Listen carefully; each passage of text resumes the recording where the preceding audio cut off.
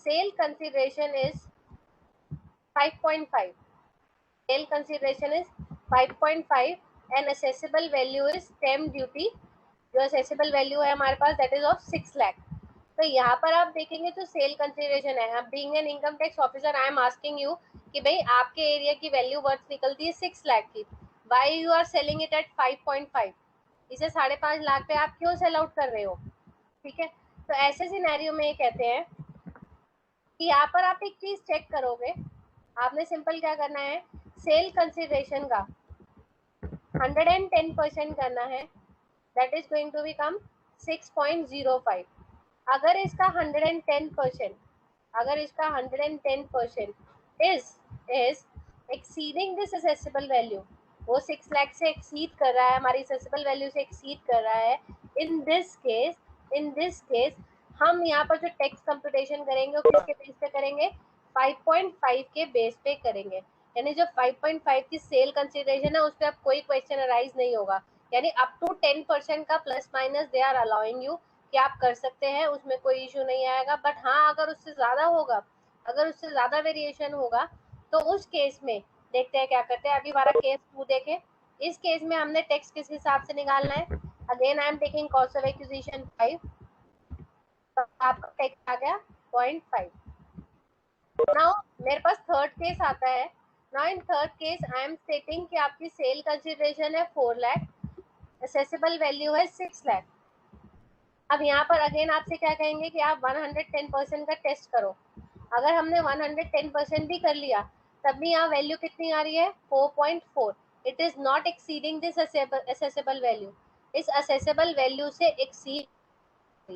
Now तो income tax officer ये कहेगा कि अब जो टैक्स कंप्यूट होगा, कैपिटल गेन जो कंप्यूट होगा, इसमें आपकी सेल कंसिडरेशन मानी जाएगी असेसेबल वैल्यू जो कि स्टैम्प ड्यूटी पर्पस के लिए आपने कैलकुलेट करी थी, और टैक्स आप अकॉर्डिंगली कंप्यूट करेंगे.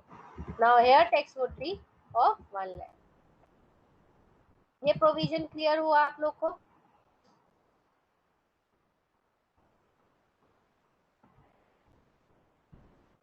कब किस केस में कौन सी वैल्यू लेनी है? अगर वो 110% से एक्सीड कर रहा है, सेल कंसिडरेशन जो आई है 110% करके, अगर वो इस असेसेबल वैल्यू से एक्सीड करती है, फाइन, हम वही फिगर ले लेंगे जिस पे एक्चुअल सेल हुई है. बट अगर वो एक्सीड नहीं करता, इन दैट केस जो स्टैम्प ड्यूटी पर्पस के लिए फिगर निकलती है वो कंसीडर करनी है आप लोगों ने. Is that clear?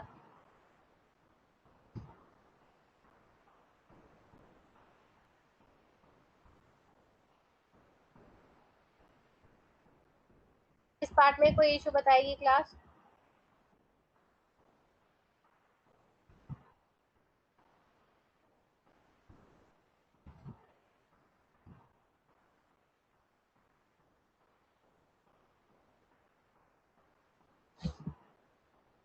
ये तो हुआ इस सेक्शन का फर्स्ट पार्ट. दिस इज इस सेक्शन का ये फर्स्ट पार्ट है.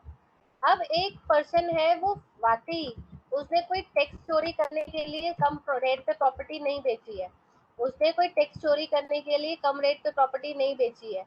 There was a certain circumstances जिस करके उसकी प्रॉपर्टी जो मार्केट की वैल्यू से कम पे बिकी है. आप कुछ देखते हैं, कुछ प्रॉपर्टीज हमारे यहाँ पर जैसे सुपरस्टिशन बड़ा चलता है, अगर उस घर में किसी की डेथ हो जाती है तो लोग उस प्रॉपर्टी को खरीदने से कतराते हैं.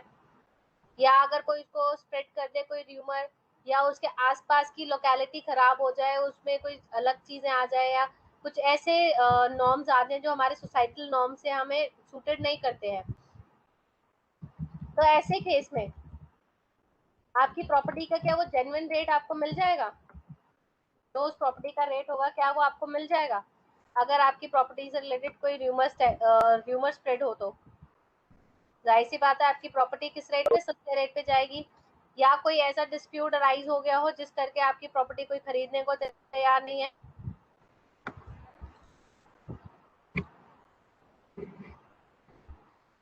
तो ऐसे केस में जो असेसी है, यानी जो अपनी प्रॉपर्टी सेल आउट कर रहा है, वो इनकम टैक्स ऑफिसर के पास में जाके प्ली कर सकता है कि भाई वाकई ही मेरी प्रॉपर्टी का प्राइस कम है. I am not selling the property at a lower price to avoid the taxes.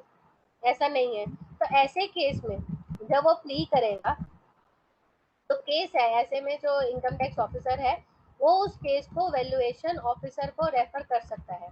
वो किसको केस रेफर कर देगा? वैल्यूएशन ऑफिसर को रेफर कर देगा। ठीक है, अगर आपका केस वैल्यूएशन ऑफिसर रेफर हो जाता है और यहाँ पर अब फाइनल से किसकी होगी? अब फाइनल से as per the valuation officer होगी। इसमें भी 3 केसेस बनेंगे हमारे पास, वो इन तीनों केसेस को समझते हैं। फर्स्ट केस के अंदर में हम ये वाला इंस्टेंस लेके चलते हैं, थर्ड वाला। यहाँ पर जो असेसी ने बोला है, यानी जो टैक्स पेयर कह रहा है, असेसी के हिसाब से जो सेल प्राइस था वो 4 लाख का था। उसने अपनी रिटर्न में 4 लाख के हिसाब से कंप्यूटेशन करा हुआ है और लॉस बुक करा हुआ है। ठीक है, अब वैल्यूएशन ऑफिसर या तो 5 लाख निकाल सकता है, या निकाल सकता है 3 लाख, या निकालेगा 4 लाख। ये तीनों सिचुएशन हो सकती है। सेम भी निकाल सकता है, कम भी निकाल सकता है और ज्यादा भी निकाल सकता है। हो सकता है सिचुएशन की नहीं। यहाँ हम सेम की जगह 4 भी सेम ले लेते हैं, 7 भी ले लेते हैं। मैंने 4 केसेस ले लिए हैं आपके सामने। एसएससी ने 4 लाख क्लेम करी थी। फर्स्ट केस में वैल्यूएशन ऑफिसर ने 5 लाख की रिपोर्ट दी।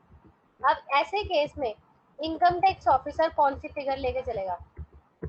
ऐसे केस में income tax officer final figure लेके चलेगा 5 की। वो अब कितनी फिगर लेके चलेगा? 5 की। ऑल्दो पहले वो कितनी ले रहा था? Earlier he was taking 6 lakhs।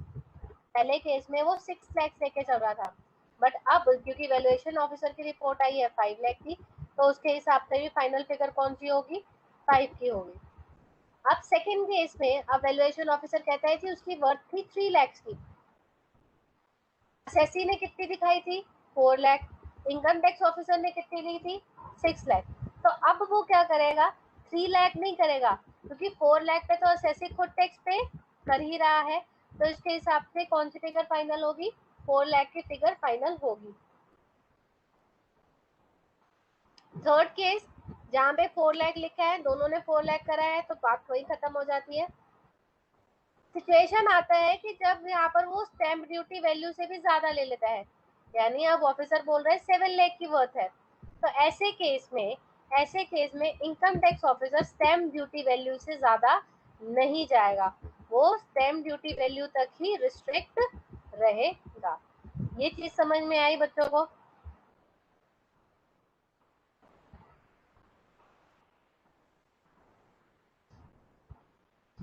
ये चीज समझ में आई? जिसको नहीं I just let me no.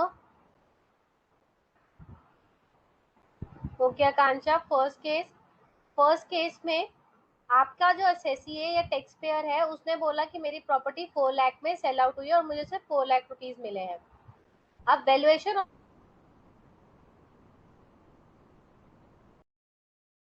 Property की वर्थ थी 5 लाख रुपीज की। ठीक है, प्रॉपर्टी की वर्थ कितनी थी? 5 लाख रुपीज की थी। आपने 4 लाख में सेल करी है, that is on your part, कि आपने कस्टमर या हमने बायर से नेगोशिएशन, प्रॉपर्टी 5 लाख में इजीली सेल आउट हो जाती थी। इनकम टैक्स ऑफिसर कौन सी वैल्यू ले रहा था? टैक्स कंप्यूट करने के लिए यहाँ पर स्टैम्प ड्यूटी वैल्यू ले रहा था। तो अब इनकम टैक्स ऑफिसर को भी इट इज क्लियर कि भाई 6 लाख की जो स्टैम्प ड्यूटी वैल्यू है वो उस प्रॉपर्टी की वर्थ नहीं है, वो उस प्रॉपर्टी की वर्थ नहीं है। यहाँ पर उसके लिए उस प्रॉपर्टी की एक्चुअल वर्थ कितनी है? 5 लाख। तो इस हिसाब से वो किस पे टैक्स लेगा? असेसी वाले पे नहीं लेगा, 4 लाख पे, क्योंकि 5 लाख की वो बिक सकती थी या उसका प्राइस 5 लाख तक का था, उसने लेस प्राइस पे सेल आउट करी है। तो इनकम टैक्स ऑफिसर अब इंस्टेड ऑफ 6 लाख 5 लाख के ऊपर टैक्स रिकवर करेगा।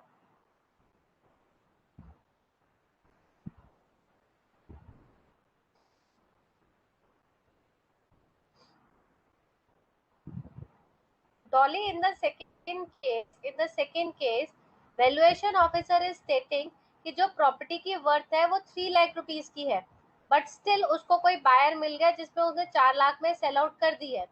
नाउ इनकम टैक्स ऑफिसर के दिमाग से देखो, आप खुद सोचो कि अगर कोई एक पर्सन खुद से ही बोल रहा है कि मैं 4 लाख पे टैक्स दे रहा हूँ, तो क्या आप उसको बोलोगे नहीं 4 लाख पे नहीं तो 3 लाख के ऊपर दो, कि वैल्यूएशन ऑफिसर ने 3 लाख की रिपोर्ट दी है, 4 लाख तो उसने रिकवर कर ही लिए है ना, he had recovered that amount from the buyer। तो ऐसे केस में उतने पे तो टैक्स पे करेगा ही करेगा, वो ये थोड़ी कि बायर को 1 लाख रुपए वापस देने वाला है। नाउ दिस क्वेश्चनिंग, हम जो ये असेसमेंट कर रहे हैं, ये income tax officer is taking the decision. हम इनकम टैक्स ऑफिसर के बेस पे हैं, इवेंट हो चुका है, सेल हो चुकी है, सब कुछ हो चुका है, सारे पेपर है, प्रॉपर्टी ट्रांसफर हो चुकी है। Now income tax officer is calculating your tax and we are at that state. हम इस स्टेट पे हैं और income tax officer is now deciding कि टैक्स के लिए कौन सी figure he is going to take as, क्योंकि हमारा वो 110% से लोअर आ रहा है।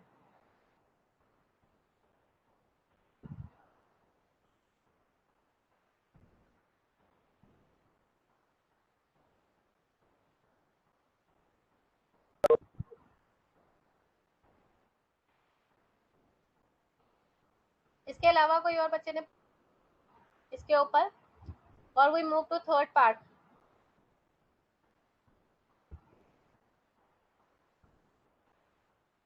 Now we are moving towards third part, इसी सेक्शन का थर्ड पार्ट है।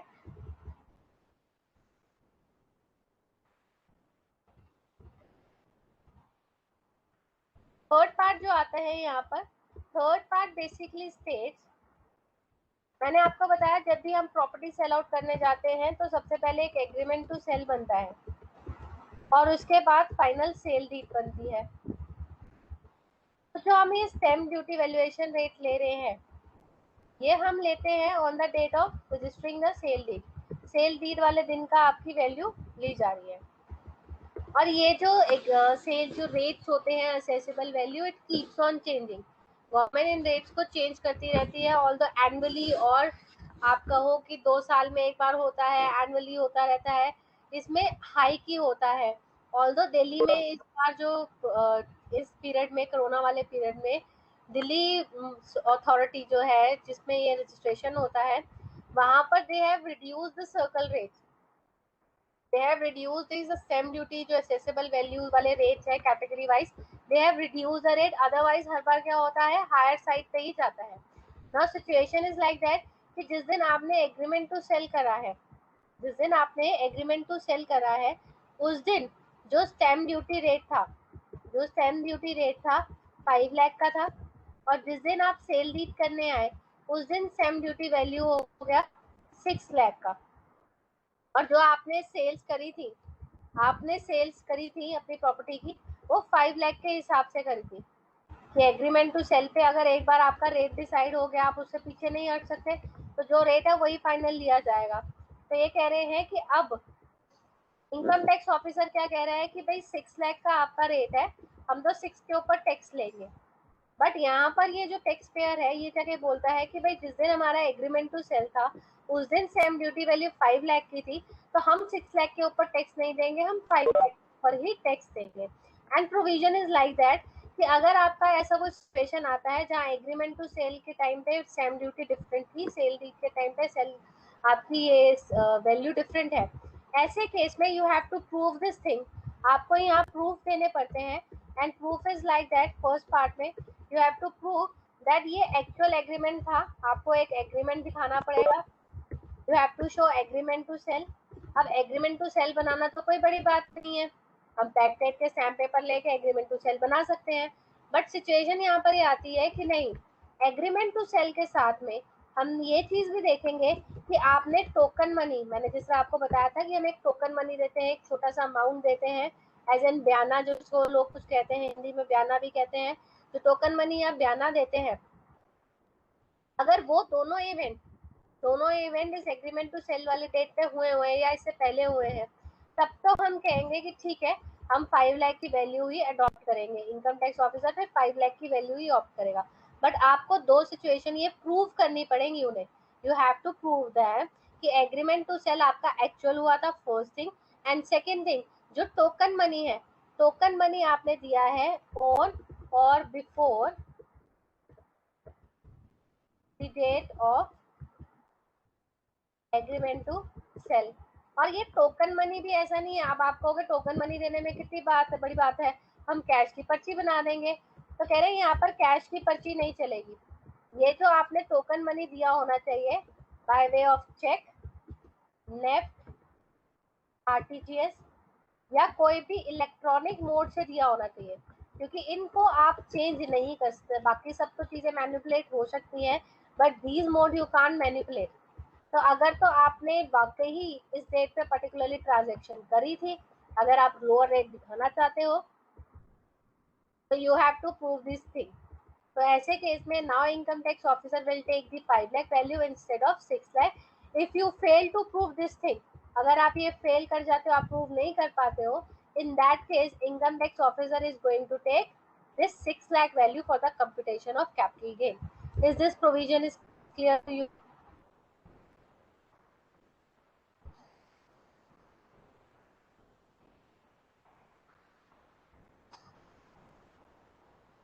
ये थर्ड पार्ट क्लियर हुआ कि नहीं?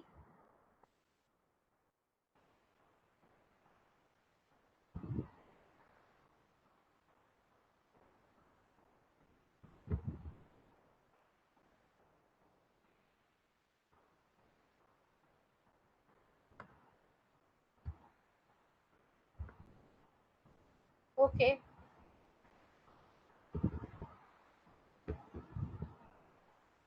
आपके मॉड्यूल पे इस पर्टिकुलर पार्ट में there I think 3 illustrations are there.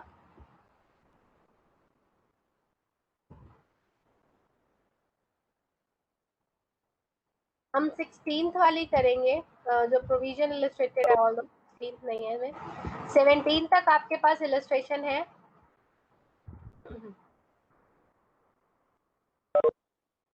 आप इसमें जो इलस्ट्रेशन नंबर प्रोविजन इलस्ट्रेटेड है, तो प्रोविजन इलस्ट्रेटेड है, ये आप अपने आप करेंगे। एक बार क्विकली रीड आउट कर लो आप मॉड्यूल में से, एक बार क्वेश्चन पढ़ के। I am giving you 5 minutes time, ये दोनों प्रोविजन इलस्ट्रेटेड पढ़ लो अपने मॉड्यूल में कि क्वेश्चन और नीचे प्रोविजन के बारे में किस तरीके से आंसर दिखा है, आर वी आर मैचिंग, हम सेम लाइन पे दोनों लोग हैं कि नहीं है। और उसके बाद आई जस्ट मेक इलस्ट्रेशन 17 में आपको करवाऊंगी।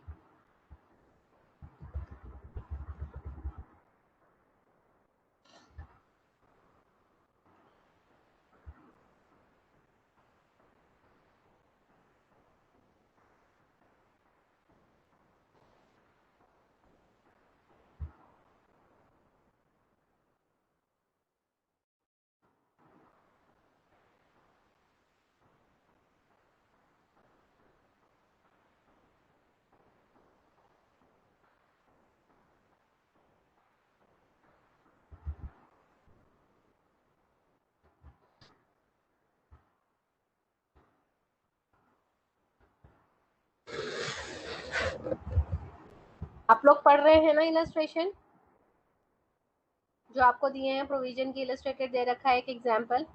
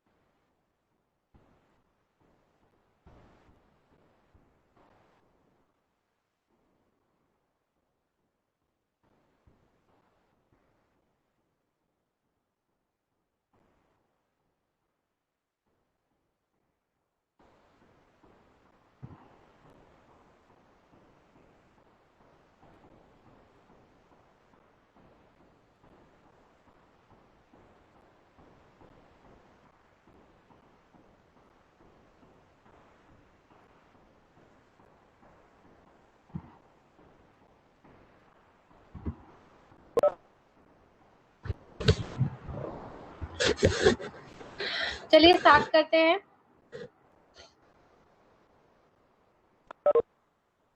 इलस्ट्रेशन 17 देखेंगे। Mr. A, who transferred land and building on 2nd January 2021, furnishes the following information. Net consideration received 10 lakhs. This is his sale consideration जो उसने अपनी final बनाई है. Value adopted by stamp duty valuation authority, which is not contested by Mr. A, 12 lakh. यानी उसने 12 लाख के basis पे stamp duty पे करी है। वैल्यूएशन ऑफिसर ने 13 लाख की वैल्यू असाइन करी है। मुझे इस केस में बताएं what would be the sale consideration. Sale consideration income tax officer कौन सी लेके चलेगा? 10, 12, 13। Just let me know, quickly let me know. 13। 13? No, ma'am. 12. Yes, 12. We are going to take the 12. यहाँ पर विक्रम ने सबसे पहले बताया कि हमने क्या चेक करना है। सबसे पहले हमने चेक करना है 10 लाख का 110%, विच इज कमिंग एज 11। आप ये चेक जरूर रखेंगे। सबसे पहले एक चेक बनाएंगे, 110% करेंगे, then will compare it with the other figure. तो यहाँ पर हमारे पास फिगर कितनी आती है? 12 जो स्टैम्प ड्यूटी वैल्यू से, और ये इससे एक्सीड नहीं कर रही। तो in that case our final sale consideration would be the sales consideration adopted for the purpose of computation of capital gain is going to be 12 lakhs. तो कितनी होगी? 12 lakhs कंसीडर करी जाएगी। फाइन। इसके रेस्ट क्वेश्चन हम आगे नहीं कर रहे हैं, बाकी आप कॉस्ट ऑफ एक्विजिशन वगैरह पार्ट कर सकते हैं। एक चीज मुझे आप लोग को समझानी थी यहाँ पर, ऑल्दो मैं यहाँ से स्निप आउट ही कर लेती हूँ अपने पास। अगर आप में से किसी बच्चे ने वो सेक्शन पढ़े हैं, सेक्शन जो मैंने आपको बोला था जिसमें transfer not consider as transfer,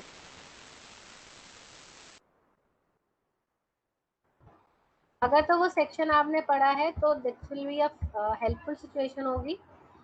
मैंने एक लिस्ट बोली थी आपको पढ़ने के लिए सेक्शन, जिसमें लिखा था कि अगर आप वो ट्रांसफर कर रहे हैं तो उसे ट्रांसफर नहीं माना जाएगा, और जब ट्रांसफर नहीं माना जा रहा है यानी उस पर हम कोई कैपिटल गेन की कंप्यूटेशन नहीं करने वाले हैं।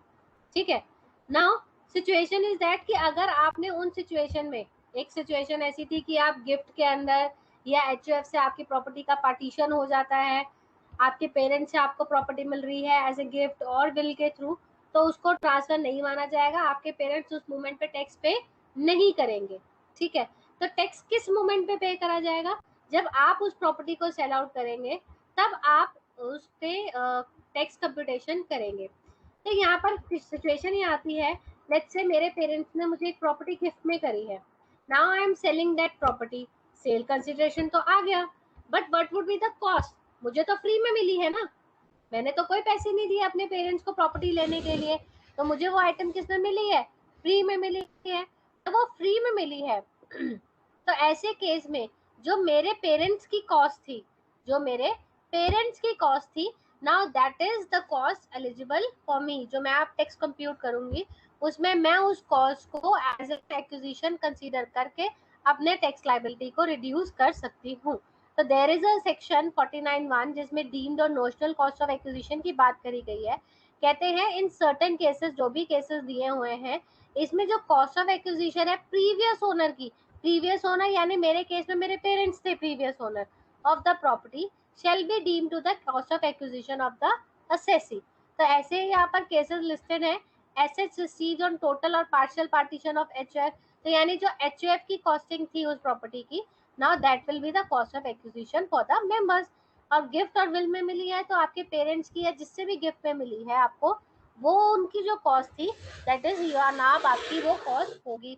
बाय सक्सेशन, इनहेरिटेंस और डिवोल्यूशन, किसी भी तरीके से आपको मिल रही है प्रॉपर्टी, सेम चीज आपको मिल रही है कि अब आपके पेरेंट्स नहीं रहे, कोई विल नहीं लिखी हुई है, कोई गिफ्ट नहीं है, तो आपको इनहेरेंट होगी, अब आप ही उस प्रॉपर्टी के वारिस हुए, तो उस पे जो प्रॉपर्टी मिली है उस पे भी जो कॉस्टिंग होगी आपके पेरेंट्स की कॉस्ट कंसीडर करी जाएगी।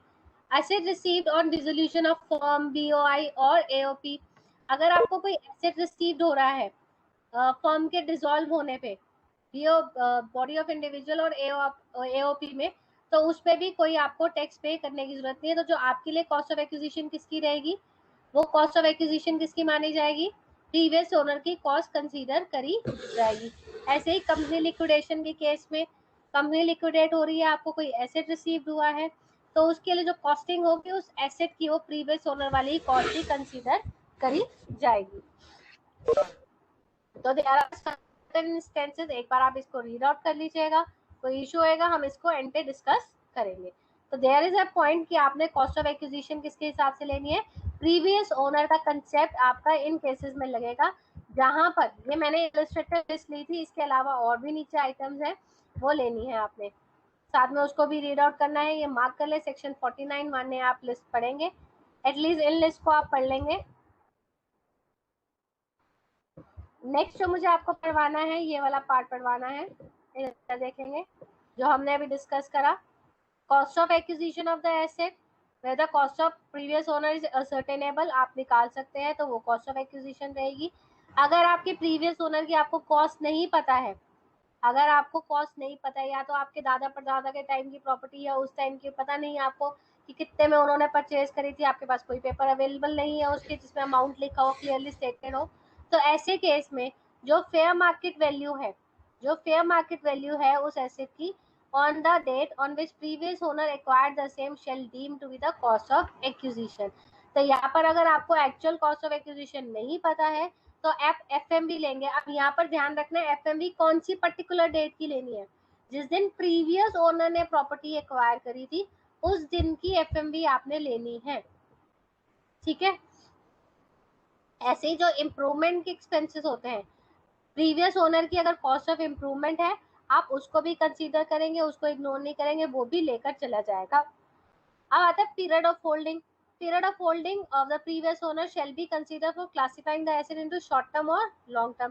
तो यानी सारे हम एक तरह what we are doing, we are stepping into the shoes of previous owner. तो अब एक तरह से हमें क्या बोला जा रहा है कि आप ही प्रीवियस ओनर हो और आप सेल आउट कर रहे हो, उस सिनेरियो में लेके जाया जा रहा है। बट एक चीज ध्यान रखना है यहाँ पर, एक चीज यहाँ ध्यान रखना, इंडेक्सेशन, इसको चाहे आप अपने मॉड्यूल में मार्क कर ले, रेस्ट सारी चीजें सेम चलेंगी, आपको प्रीवियस ओनर ही बनाया जा रहा है, बट इंडेक्सेशन का बेनिफिट, इंडेक्सेशन का बेनिफिट यहाँ ध्यान दे कौन से दिन से मिल रहा है, indexation of the year in which the asset was first held by the current owner. इस चीज को मार्क कर ले, मैं आपको पेज नंबर बता देती हूँ अपने मॉड्यूल का, पेज नंबर जो मेरे पास है 253 पे है ये चीज ध्यान रखेंगे। अब करंट ओनर का मतलब यानी मेरे पास, जब मेरे पेरेंट्स ने मुझे गिफ्ट करी, लेट्स से एक प्रॉपर्टी थी मेरे पेरेंट्स ने 1995 में परचेज करी थी, now they have gifted me, उन्होंने मुझे गिफ्ट करी 2015 में, ठीक है। तो जब मैं होल्डिंग देख रही हूँ लॉन्ग टर्म है या शॉर्ट टर्म है, तो उसके लिए मैं एम कंसीडरिंग 1995 का पीरियड, आई एम कंसीडरिंग 1995 का पीरियड लेके चल रही हूँ। बट जब इंडेक्सेशन कर रही हूँ उसका, जब मैं इंडेक्सेशन कर रही हूँ उसका, तो उसके लिए I am taking base year as 2015, मैं 1995 नहीं लूंगी, मैं कौन सा लूंगी, 2015 वाला लेकर चलूंगी। यहाँ पर इस चीज का ध्यान रखेंगे, करंट ओनर की इंडेक्सेशन डेट जिस दिन उसने एसेट हेल्ड करा है उस दिन से लिया जाएगा।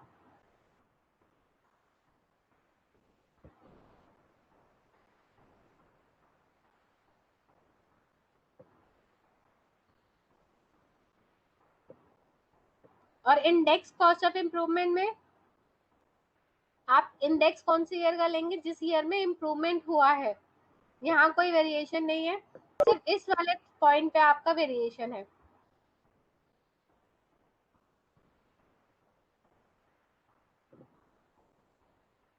Is that clear. अब एक सिनेरियो लेके चलते हैं, मेरे फादर ने जो प्रॉपर्टी मुझे दी वो उनके फादर ने उन्हें दी थी, जैसे मेरे ग्रैंडफादर ने मेरे फादर को प्रॉपर्टी दी, मेरे फादर ने वो प्रॉपर्टी मुझे दे दी। तो ऐसे लाइन में, इस लाइन में प्रीवियस ओनर कौन माना जाएगा, फादर या ग्रैंडफादर, ये बताएगी क्लास मुझे। फादर। यहाँ आपने ध्यान रखना है, अगर मेरे फादर ने प्रॉपर्टी एक्वायर करी होती, खुद खरीदी होती, तो ऐसे केस में तो उनको प्रीवियस ओनर माना जाता। बट उनको भी किस मोड में मिली है, उनको भी गिफ्ट वाले मोड में मिली है या इनहेरिटेंस में मिली है।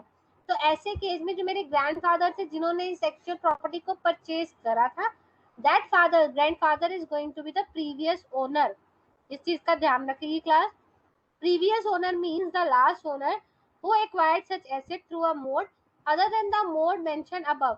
यानी इनके अलावा किसी और मोड में अगर जिसने भी परचेज करी है वो आपके लिए प्रीवियस ओनर कंसीडर करा जाएगा। तो ये होगा मेरे ग्रैंडफादर को भी उनके ग्रेट ग्रैंडफादर ने दी थी जो मेरे हैं, तो यहाँ पर previous owner would be great grandfather.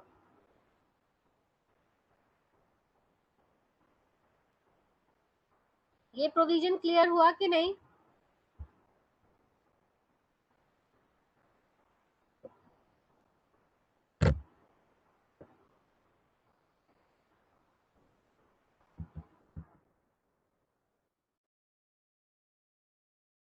ना मैं आपको शेयर्स पे लेके चलती हूँ। हम शेयर्स का कैपिटल गेन कैसे कंप्यूट करेंगे ना बच्चों, हम ना थोड़ा सा क्विक मोड में चलेंगे। मैं आपको सारे प्रोविजन समझाऊंगी और उस प्रोविजन को इम्प्लीमेंट करना सीखेंगे। जो फुल फ्लेज क्वेश्चन है वो आप अपने आप सॉल्व करेंगे। इंडेक्सेशन, कॉस्ट ऑफ एक्विजिशन या कैपिटल गेन लगाने वाला पार्ट आप रेस्ट करेंगे। बट हाँ, मैं उस प्रोविजन को समझाने के बाद हम एक क्वेश्चन लेंगे और उसमें उस क्वेश्चन की जो प्रोविजन की इम्प्लीमेंटेशन तक लिमिट रहेंगे, ताकि we can cover all the chapters. इस चैप्टर का पूरा टॉपिक कंप्लीट करें, हमने बहुत सारी चीजें भी कंप्लीट करनी है।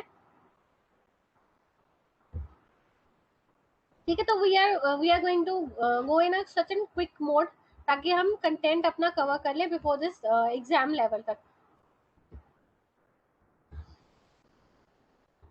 अदरवाइज फिर आपके कुछ टॉपिक छूट जाएंगे। आई डोंट वांट दैट कि आपका कोई टॉपिक लेफ्ट आउट रह जाए, कुछ छूट जाए। नेक्स्ट चीज समझो जरा। अब मैं आपको शेयर्स के ऊपर बता रही हूँ कैसे टेक्स्ट कंप्यूट करेंगे, और इट्स अ हम्बल रिक्वेस्ट कि आप सब प्लीज कंसंट्रेशन से एक बार में सुनेंगे ताकि हम आगे मैक्सिमम टॉपिक कवर अप कर सके। Text calculation of shares.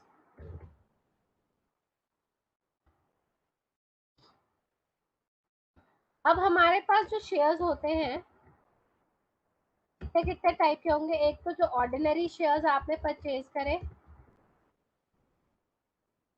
तो नॉर्मल आप मार्केट में गए आपने शेयर परचेज करे। दूसरा आ जाएंगे जो राइट इशू से आपको मिले।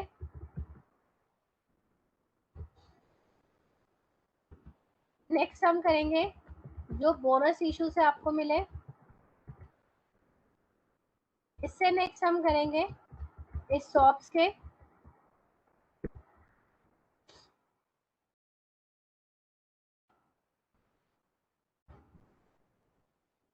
और इससे नेक्स्ट जो कन्वर्टिबल कन्वर्ट होके आए, डिबेंचर और या हम bonds converted into shares. Scenarios clear है आपको, हमने कौन कौन से केसेस करने हैं?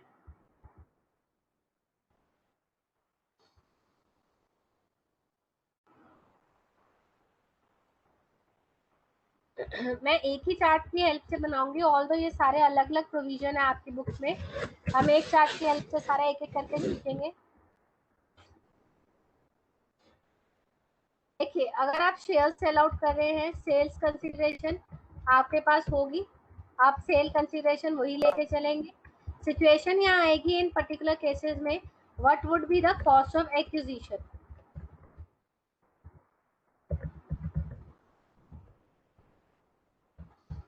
if acquired before 1st April 01 और after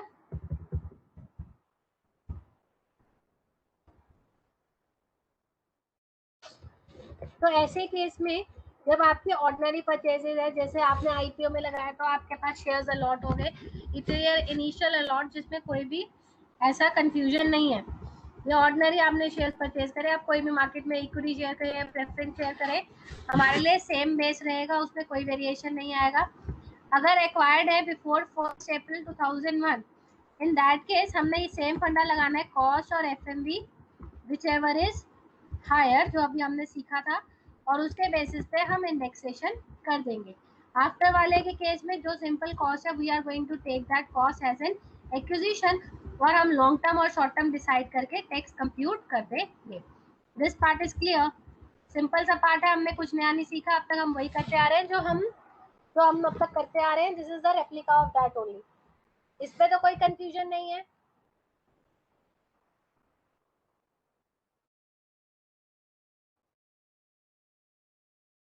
okay, now this right issue. अब राइट इशू को समझो। आप लोगों ने कंपनी लॉ में राइट इशू पढ़ा होगा, नहीं पढ़ा होगा तो I just explain you. Right issue is a issue, जब भी कंपनी नया शेयर कैपिटल रेज करने जाती है, तो देयर इज अ प्रोविजन जो एग्जिस्टिंग शेयर होल्डर है वो उनसे पूछे कि भाई आप लोग को शेयर्स तो नहीं चाहिए ये, तो वो एक लेटर के थ्रू एग्जिस्टिंग शेयर होल्डर से पूछती है, we are going to allot a share capital, अगर आप लोगों ने शेयर एक्वायर करने हैं तो आप कर सकते हैं। अगर आपके पास एक शेयर है, यू कैन अलॉट 2, हम आपको 2 दे सकते हैं। अगर आपके पास एक है तो हम आधा, 2 है तो हम 1 दे देंगे। तो they decide a proportion right issue का, इट इज लेस देन जो कि शेयर्स अवेलेबल होते हैं मार्केट में। तो अगर तो कोई शेयर होल्डर अगर अवेल करना चाहता है, अगर कोई शेयर होल्डर ये अवेल शेयर्स, तो वो कर सकता है।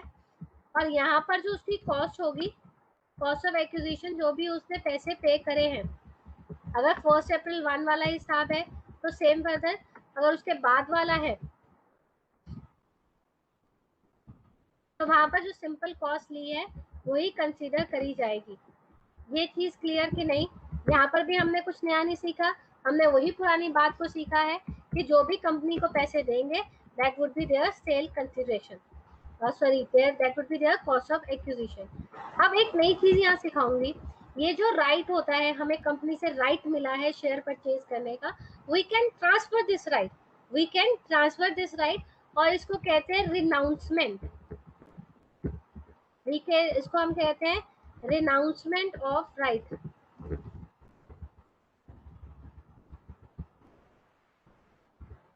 तो यहाँ पर आप क्या कर रहे हो, रिनाउंस कर रहे हो अपने शेयर, किसी को ट्रांसफर, राइट ट्रांसफर कर रहे हो। और तो जब मैंने ट्रांसफर की डेफिनेशन कराई थी उसमें आपको बताया था this is consider as transfer. तो यहाँ पर बीइंग एन शेयर होल्डर, मैंने कोई शेयर खरीदा नहीं है, ना ही मैंने कोई शेयर बेचा है, I am just selling the right of getting this right share. तो आप ये जो राइट होता है, राइट इशू परचेज करने का, ये आप किसी को ट्रांसफर कर सकते हो अपने वेज से। और अगर इसके बदले में आपने पैसे लिए हैं, अगर आपने इसके बदले में पैसे लिए हैं, उसको हम टैक्स करते हैं कैपिटल गेन के हेड में ही। तो यानी you are just transferring your right of getting right shares from company, right issue from company। तो ऐसे केस में जो भी पैसा आपने लिया है, लेट्स से ए ने अपना राइट ट्रांसफर करा बी को, ए ने अपना राइट ट्रांसफर करा बी को, तो बी ने जो पैसे दिए वो टैक्सेबल किसके हैंड में होंगे? इन the hands of A. Cell consideration would B amount received from B for renouncing this right। ठीक है? Now in the hands of B, in the hands of B, what would be the cost of acquisition? In the hands of B, what would be the cost of acquisition? तो उसके लिए cost of acquisition would be amount paid to जो उसने company को पैसे दिए plus amount paid to A। ये इसकी टोटल कॉस्ट कंसीडर करी जाएगी। Is it clear to class?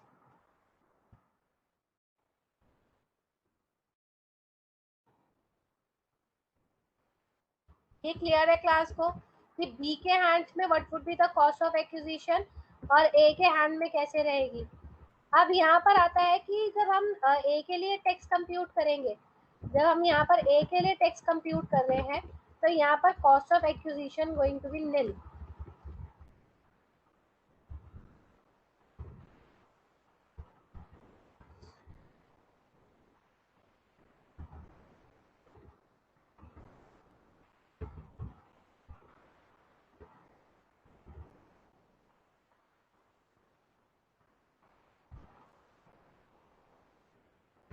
ये पार्ट किसी बच्चे को क्लियर ना हो?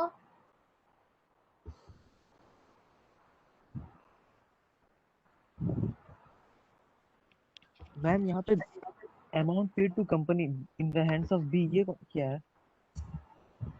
बी सी हम ये कह रहे हैं, जब मैंने बोला कि ए ने राइट ट्रांसफर करा बी को, अब बी ने वो राइट शेयर्स का अपने पास राइट लिया, उसके पास लेटर है कि भाई उसके पास राइट है कंपनी के राइट इशू में पार्टिसिपेट करने का और परचेज करने का शेयर। तो अब जो बी है वो कंपनी में जा रहा है शेयर्स लेने के लिए।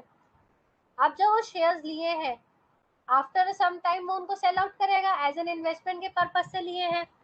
कल को नेक्स्ट टाइम अगर बी उसे सेल आउट करता है, अगर बी इन राइट शेयर्स को सेल आउट करता है तो एज ए केस में would be the cost acquisition for B.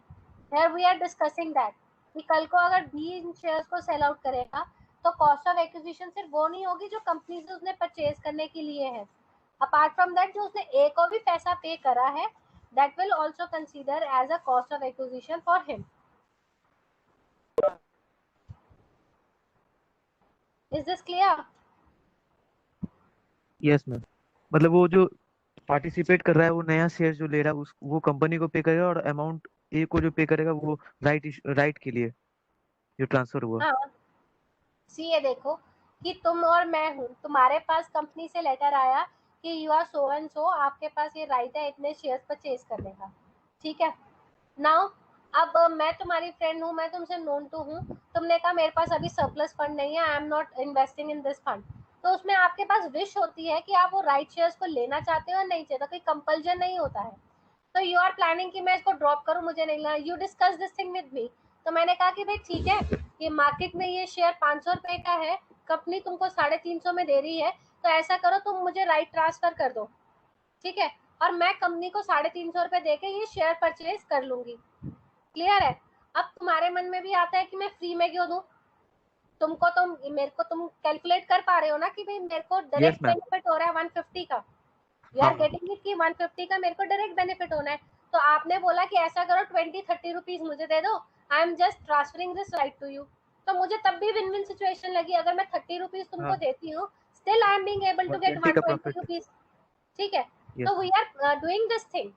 तो ऐसे केस में जब मैं टैक्स कंप्यूट कर रही हूँ, लेट्स से अगर मैंने इस शेयर को मार्केट में सेल करके दिया 500 पे, तो मैंने जो कंपनी को 350 दिए वो, और जो 30 रुपीज तुम्हें दिए, that will be consider as my cost of acquisition.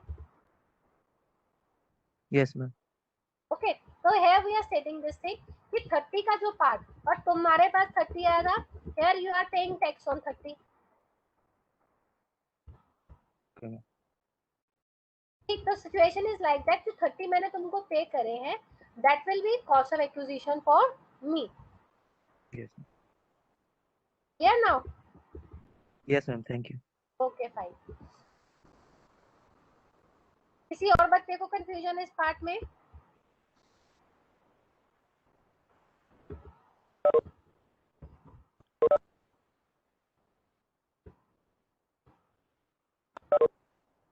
चले टाइप में तो I am not getting any question. चलो now we are proceeding to next part, bonus shares में, बोनस इशू में, बोनस शेयर में। अब बोनस शेयर हमको पता है फ्री ऑफ कॉस्ट मिलते हैं हमें, उसके लिए हमें कोई पैसा नहीं देना होता। Is it clear? तो सेल जितनी भी आएगी वो हम एज इट इज लेके चलेंगे। But cost of acquisition, what would be the cost of acquisition? As we know कि ये शेयर्स हमें मिलते हैं फ्री ऑफ कॉस्ट, तो कॉस्ट इज हियर जीरो, तो कॉस्ट यहाँ पर क्या रहती है? जीरो। जो अगर आपके पास बोनस शेयर आए हैं उसमें आपकी कॉस्ट 0 है, एफएमवी और get with you whichever is higher. तो यहाँ पर आपके केस में अगर आपका बोनस शेयर है acquired before 1 April 1, in that case तो आपके पास कॉस्ट ऑफ एक्विजिशन आ जाएगी।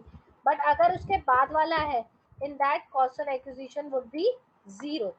Is this clear? क्या आपने टैक्स कैसे कंप्यूट करना है यहाँ पर? बस यहाँ पर ये चीज मेन समझाने वाली थी, ये हाईलाइट है कि आपको अगर एक्वायर्ड है 1 April 1 से पहले, you will get the FMV का part, but you will get FMV आपको मिल जाएगा।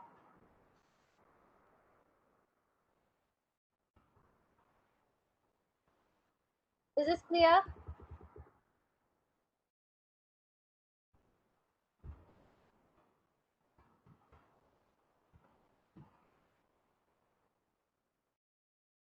अब इस सॉप पे आने से पहले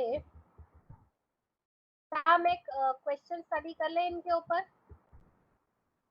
बोनस के केस में एक आपको बोनस स्ट्रिपिंग का पार्ट भी बताना है मुझे, बट जल्दी से आप ऐसा करें।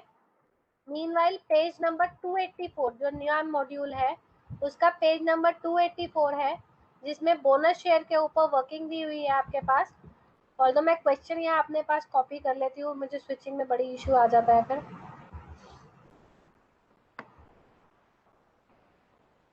इलस्ट्रेशन 90 है।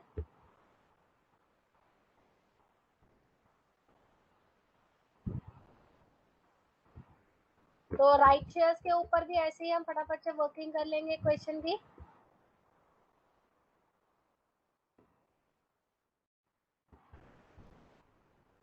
This is the question. Question easily readable है सामने स्क्रीन पे।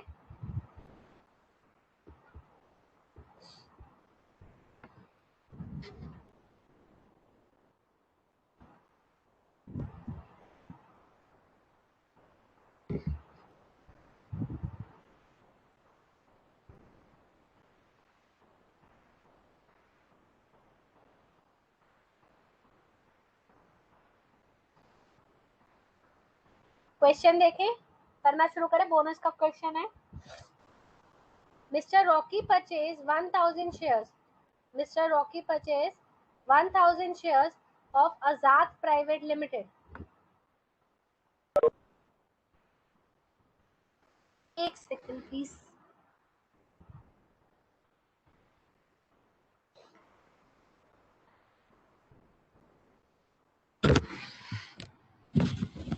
Meanwhile, read the question.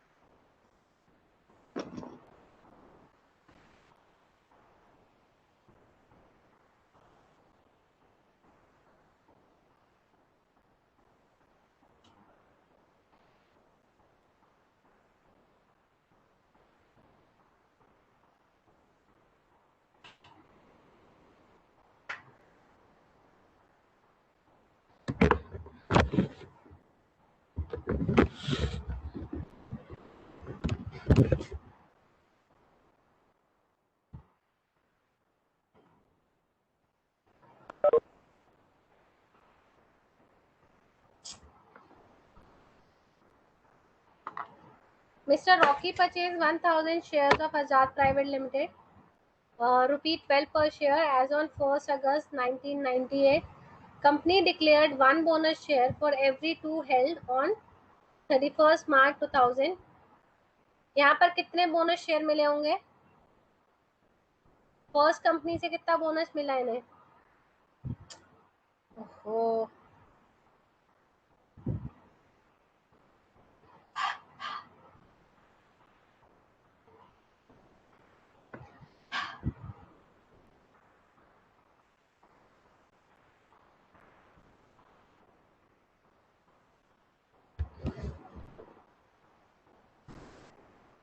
Initial shares थे 1000,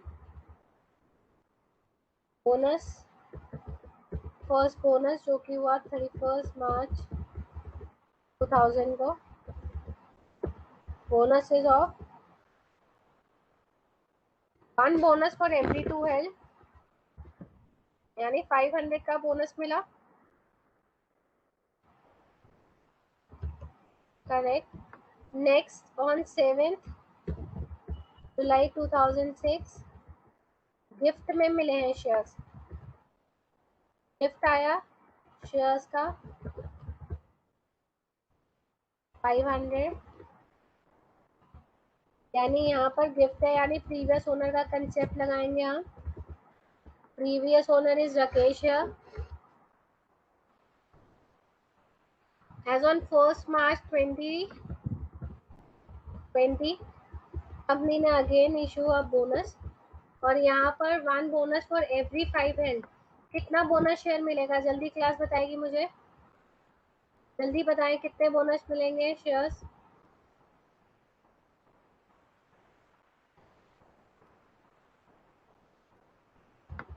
करेक्ट। अभी यहाँ पर थे 1000, यहाँ क्यूमुलेट होके कितने हो गए थे 1500, यहाँ तक हमारे पास कितने हो गए 2000, और ये 2000 का 1/5 400, तो टोटल होल्डिंग कितनी होगी हमारे पास में, total holding is of 2400। Now question is saying on 1st January 21 Rocky sold all the share of rupee 50 each. So sale consideration is very easy to calculate.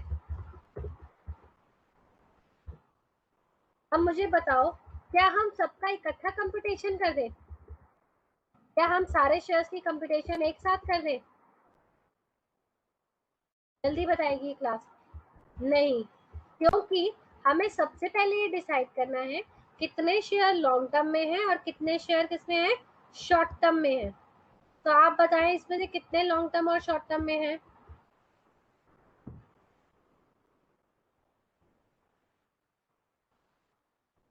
तो ओरिजिनल शेयर्स हैं, क्या वो long term है या short term है, कितना cost का period of holding कैसे डिसाइड करेंगे, शॉर्ट टर्म और लॉन्ग टर्म के लिए कौन सा पीरियड रहेगा, 12 मंथ्स का, 24 मंथ्स का या 36 मंथ का, क्लास 12 ये months. बताएगी मुझे। एक बच्चे ने बोला है अभी 12 मंथ्स का,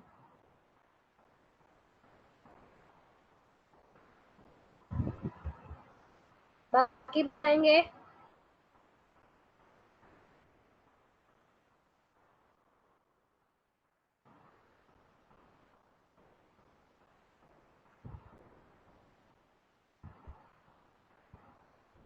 सी जिस बच्चे ने बोला है 12 मंथ्स का या Yes, ma'am. का is not a correct part. अगर आप कंपनी का नाम देखेंगे it is Azad private limited, ठीक है, आजाद प्राइवेट लिमिटेड। इट मीन्स ये कौन से शेयर हुए, लिस्टेड इक्विटी शेयर्स तो नहीं हो सकते, कौन से माने जाएंगे, अनलिस्टेड इक्विटी शेयर्स माने जाएंगे कि नहीं, क्लास जस्ट टेल मी, ये अनलिस्टेड इक्विटी शेयर्स कंसीडर करे जाएंगे कि नहीं करे जाएंगे, और जब अनलिस्टेड होंगे उस केस में हम कितने पीरियड लेके चलेंगे, 24 months. करेक्ट। तो just you have to little vigilant कि अगर आप चलो 12 मंथ्स की प्रिजम्पशन भी लेके चलते हैं तो इसमें आई थिंक क्वेश्चन में कोई इम्पैक्ट नहीं पड़ता आपकी तरफ से भी, बट थिंग इज कि हम थोड़ा सा ध्यान से देख के डिसाइड करेंगे कि हमने कौन सा पीरियड लेकर चलना है।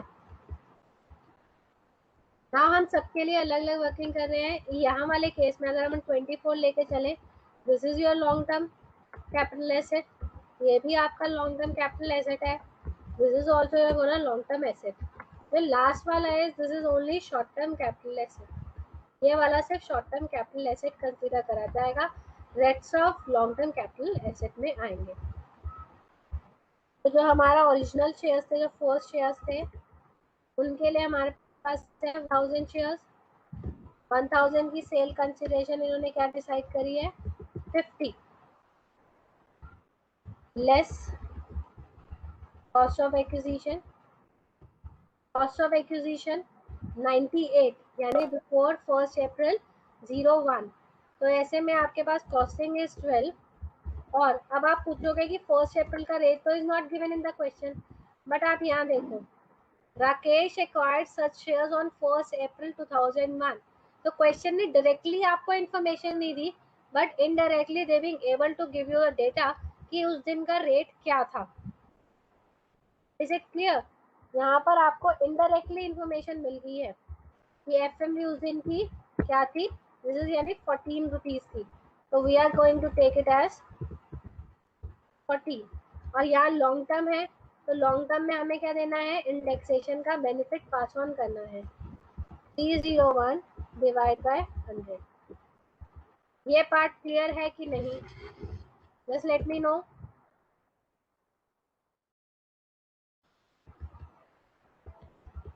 फाइन।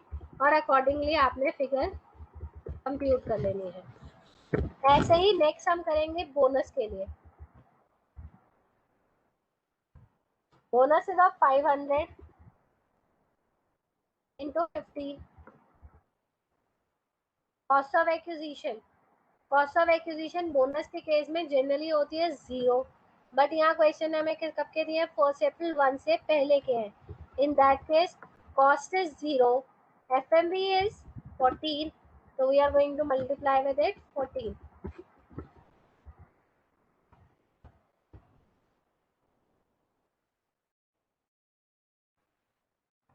नेक्स्ट इज गिफ्ट वाले अमाउंट पे। गिफ्ट इज ऑल्सो 500 शेयर्स हैं। गिफ्ट के केस में मैंने आपको क्या बताया था कि हम प्रीवियस ओनर का कंसेप्ट लगाएंगे। We are going to take 500 into 14। हमने पीरियड भी उसी का लेना है, बट इंडेक्सेशन के लिए हमने देखना है करंट ओनर। करंट ओनर का ईयर कौन सा है, 2006 का, 67। तो हम यहाँ पे रेट किसका लेंगे, 67। 67 का मुझे इंडेक्सेशन बताएगा कोई?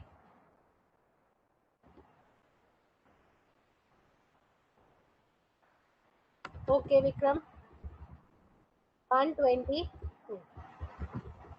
ये चीज पार्ट क्लियर हुआ। जब हम पीरियड ऑफ होल्डिंग देख रहे थे, we are counting it from 1 April 1, but now for the indexation purpose we are taking it as 2006 as a date. फिर जो लास्ट बोनस है हमारे पास में आया 400 शेयर्स का, उसमें we are not going to take any cost, उसमें हम कोई भी कॉस्ट नहीं लेंगे, और सारा का सारा हमारा क्या होगा, this would be short term capital gain. So these all are long term capital gain. Rest is short term.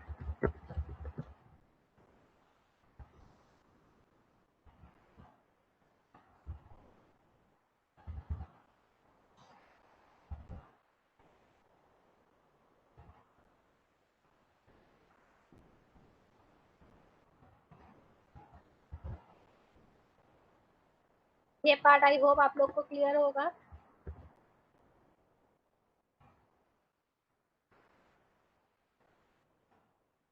एक राइट शेयर का भी क्वेश्चन कर लेते हैं, जल्दी से जल्दी करेंगे इसे।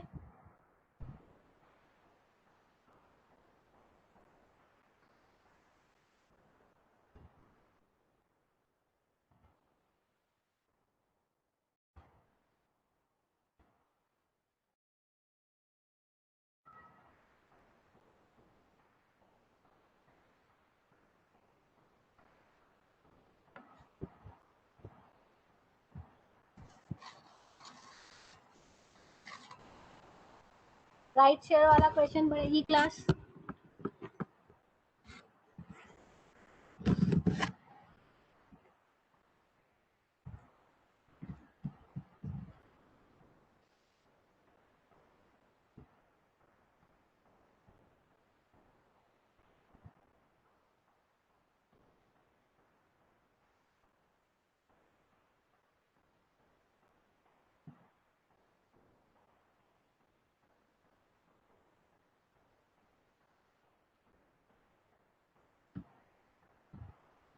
राइट शेयर बारे में है, mister Raunak purchase 1000 share of J private limited कर रहे हैं 12 पर share on 1 August 2019. On 1st May 2020, company declared one right for each share held at the rate ₹15 each. Mr. Ronak renounced 40% of such right in favor of Ms. Rani at the rate ₹2 per share, and for balance he subscribed to the company. On 1st July 2020, Mr. Ronak and Ms. Rani sold all the shares to one of their friends at the rate ₹50 each. Find capital gain for both the assessees.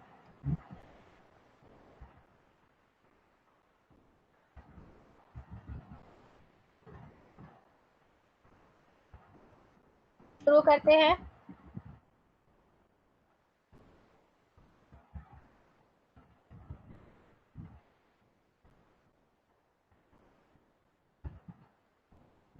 In the hands of Ronak, in the hands of Rani.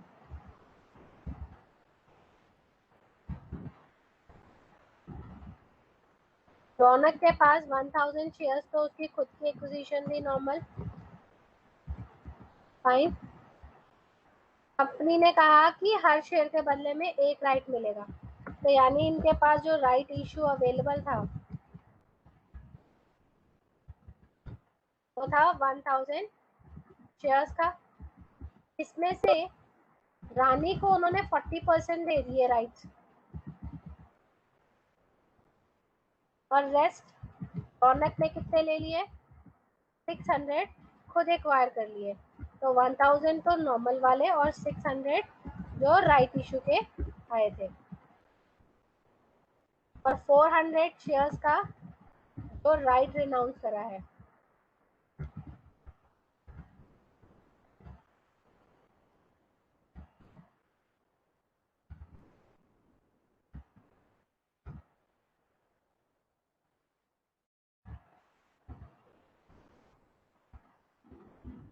ये part clear है कि नहीं?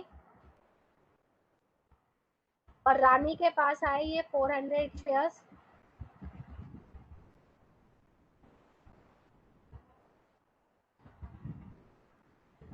यहाँ तक आप लोग मेरे साथ हैं कि नहीं है?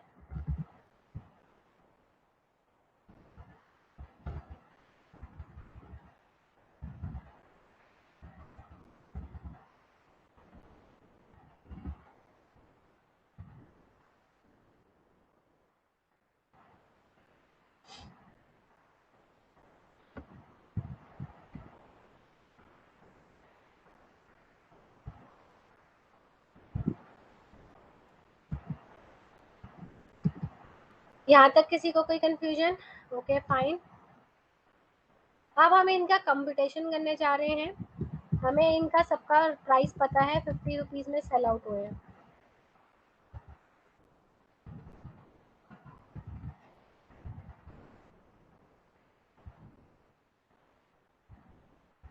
Cell consideration very easy to calculate, हमने फटाफट से निकाल ली. और राइट शेयर्स, अब इनकी कॉस्ट ऑफ एक्विजिशन चाहिए हमें. कॉस्ट ऑफ एक्विजिशन के लिए क्वेश्चन ने हमें बताया जो पहले 1000 शेयर्स थे एक्वायर करें 1 अप्रैल 1 के बाद 12 rupees is the final figure. हम इस केस में तो 12 रुपीज लेके चलेंगे. इंडेक्सेशन मुझे बताएगा कोई यहाँ पर? अच्छा, इसके इंडेक्सेशन करने से पहले मुझे बताएं कि ये लॉन्ग टर्म रहेगा शॉर्ट टर्म रहेगा.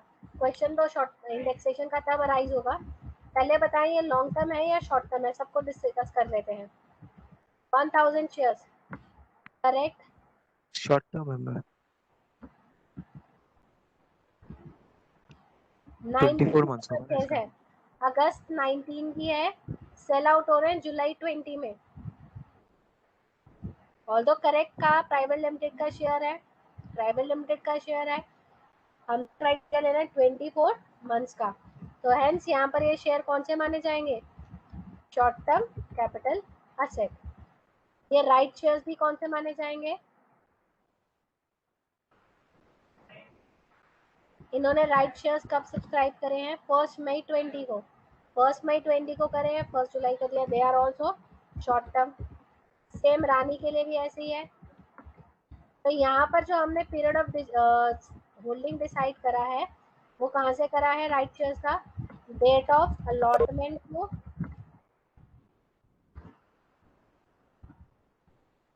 डेट ऑफ सेल, और यहाँ पर base we have taken of 24 marks. अब यहाँ पर इंडेक्सेशन करने का कोई क्वेश्चन नहीं आता, बहुत सिंपल आंसर हो गया हमारे लिए। We are going to take simply 1000 into 12,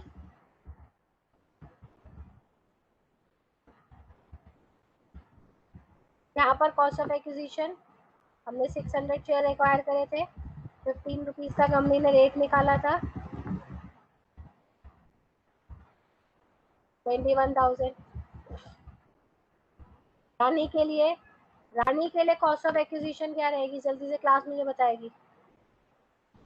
रानी के लिए 15 जो उसने कंपनी को पे करे प्लस 2 जो उसने रौनक को पे करे, तो we are going to take at as 17 rupees.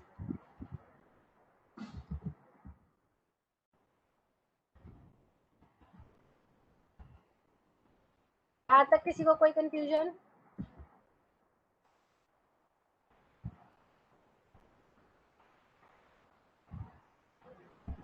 Correct Vikram. अब यहाँ पर आता है राइट जो रेनाउंस करे उसकी वर्किंग कैसे करेंगे और यहाँ पर कैसे डिसाइड करा जाएगा कि ये शॉर्ट टर्म है या लॉन्ग टर्म है। इसके लिए आप देखेंगे डेट ऑफ डिक्लेरेशन, कंपनी ने जब शेयर डिक्लेयर करे हैं और आपने जब ट्रांसफर करा है राइट को। Maximum case most of the 99% cases में this is always going to be short term. तो यहाँ 400 शेयर्स लेंगे into 2, cost of acquisition is going to be nil.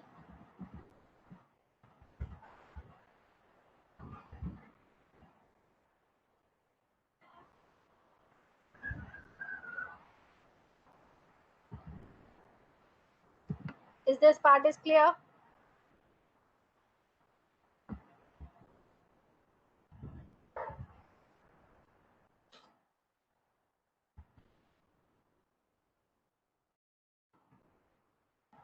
I am again moving to next part. अपने next part की तरफ चल रहे हैं। Very good, you being able to get it in one go. Next part जो मुझे आप लोग को समझाना है बोनस स्ट्रिपिंग। इस चीज को भी समझे, बोनस स्ट्रिपिंग क्या है। बोनस स्ट्रिपिंग इस सिचुएशन एक सिचुएशन है, लेट्स से हम यहाँ पर एक एग्जांपल लेते हैं। विक्रम है, विक्रम और मेरे बीच में एक टाइप बना, एक हमने डील आउट करा।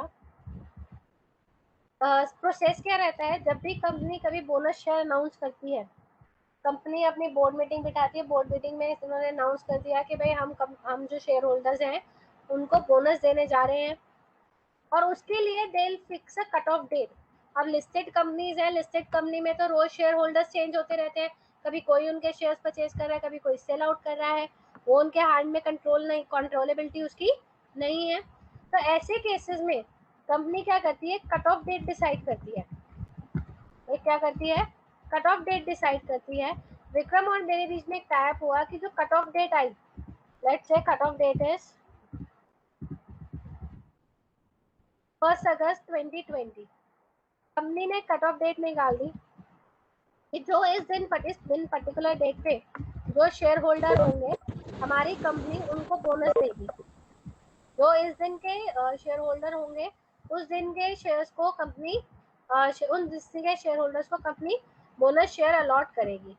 तो विक्रम के पास ऑलरेडी शेयर्स थे इस कंपनी के, विक्रम के पास इस कंपनी के शेयर्स थे, विक्रम ने मेरे को ये शेयर्स सेल कर दिए। अब आपको भी पता है कि ये कंपनी बोनस शेयर निकालने वाली है। इसका शेयर ऑलरेडी मार्केट में कितने का है, 100 रुपए का है लेट्स से, और बोनस शेयर निकालेगी तो मेरे पास एक की जगह कितने हो जाएंगे, अब 2 शेयर हो जाएंगे, और दूसरा शेयर मेरे को फ्री में मिलेगा, 0 पैसे जिसके लिए मुझे देने पड़ेंगे। ठीक, अब मेरे पास ऐसा शेयर है, मार्केट में 100 रुपए का शेयर है, तो मेरा और विक्रम का एसोसिएशन इस तरीके से हुआ, विक्रम ने मुझे ये शेयर सेल कर दिया, और जब वो सेल करेगा जो प्राइस चल रहा होगा मार्केट में उससे हायर प्राइस पे करेगा, ऑल्दो कट ऑफ डेट के आसपास की ये डीलिंग हो रही है। तो यहाँ पर ये मुझे क्या कर रहा है, मुझे शेयर सेल कर रहा है at a higher price. Let's say इसने मुझे शेयर सेल करा 150 में, ठीक है।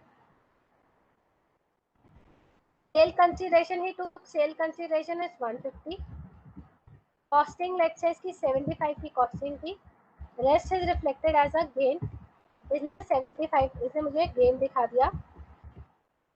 तो विक्रम के लिए ये विक्रम की वर्किंग थी, विक्रम ने अपने पास ये प्रॉफिट रिकॉर्ड करा 75 का। Now this is me, bonus date आई, cut off date I was listed as a share holder और मुझे बोनस शेयर मिल गए।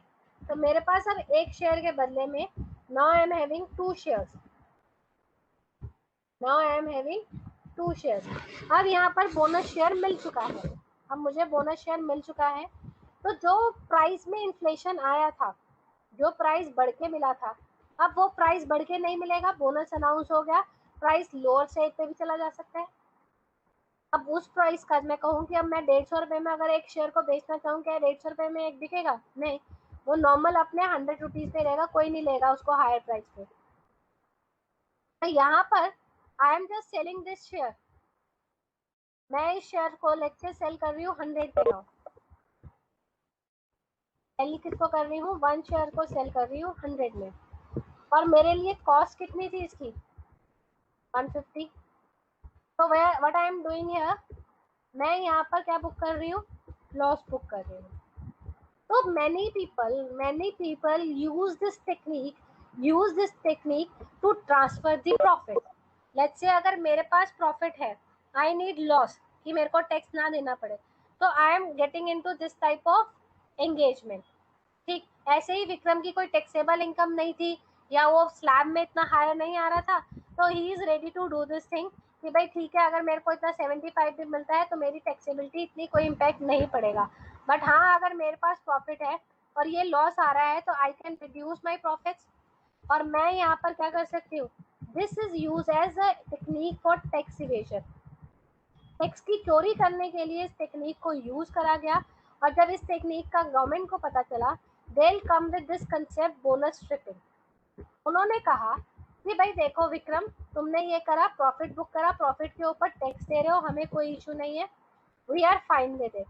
उन्होंने मुझे पकड़ा कि मैडम आप ये क्या कर रहे हैं, आप जो ये 50 का लॉस बुक कर रही हैं, ये 50 का loss we are not going to grant it to you, we are not going to grant it to you, we'll treat it as cost of, हम इसको क्या ट्रीट करेंगे, this is a cost of, हम इसको क्या treat करेंगे, we'll treat it as a cost of your bonus share। यानी next time whenever I'll sell my bonus share, next time whenever I sell my bonus share, in that case this amount will be adjusted to me and I can pay tax on the reduced amount now। Is that clear to class?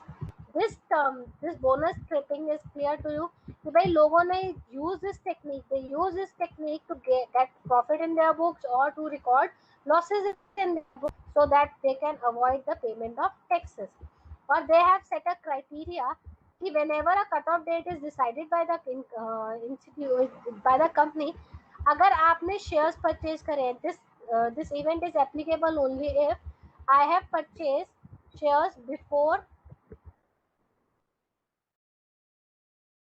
period in the period 3 months।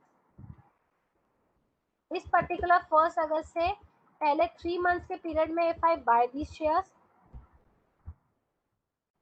और I am selling these shares after इसके इस particular date के 9 months के अंदर, after इस date के 9 months के अंदर if I am selling, then this bonus stripping provision will get applicable, or I am not able to record this loss in my books, and this loss is now treated as a part of cost, as a cost of bonus share। इस provision में कोई understanding issue, just let me no.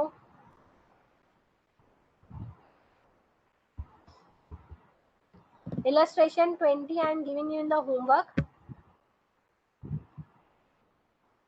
Just आपने cut off dates का ध्यान रखना है. अगर आपने शेयर्स 3 मंथ्स के पहले और 9 मंथ्स के बाद सेल आउट कर दिए हैं तो बोनस स्ट्रिपिंग का प्रोविजन आपके पास एप्लीकेबल होगा. Mark question number 20 as your homework.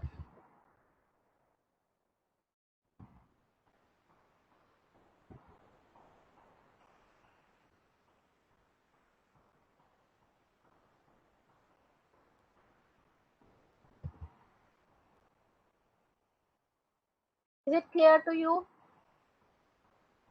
जिस बच्चे को क्लियर नहीं है provision they can ask.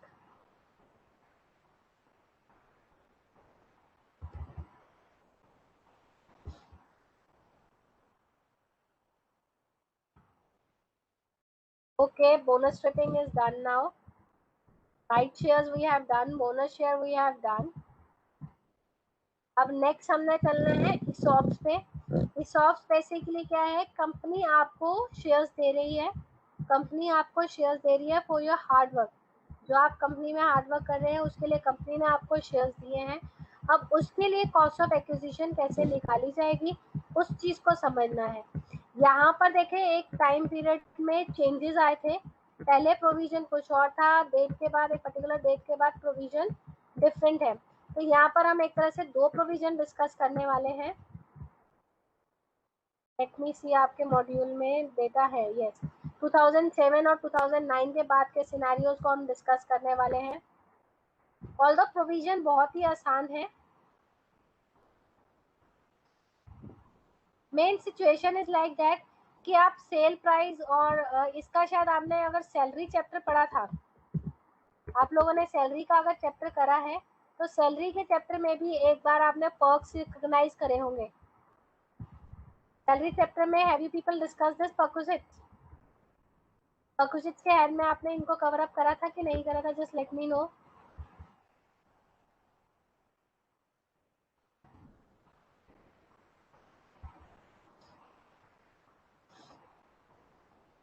Perquisite में आपके साथ डिस्कस हुआ है ये टॉपिक क्योंकि this is linked with the salary chapter.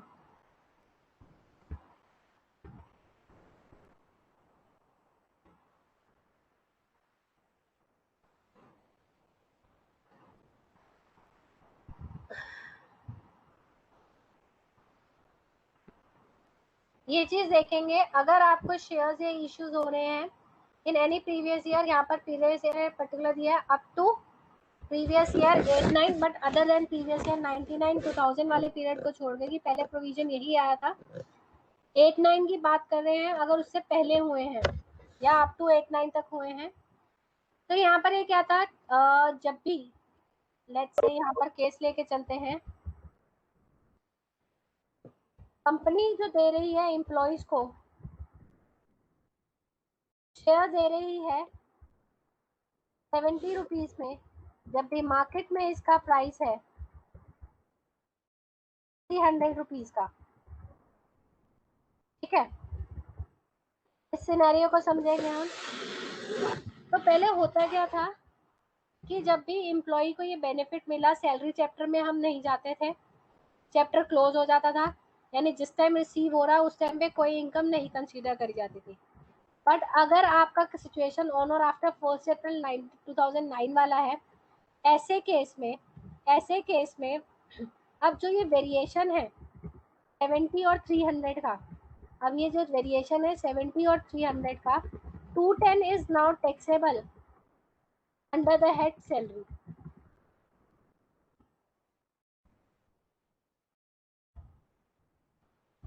Under the head is salary में ही टैक्सेबल करना 230 होगा. हाँ जी 230 होगा ना. 70 और 300. यस.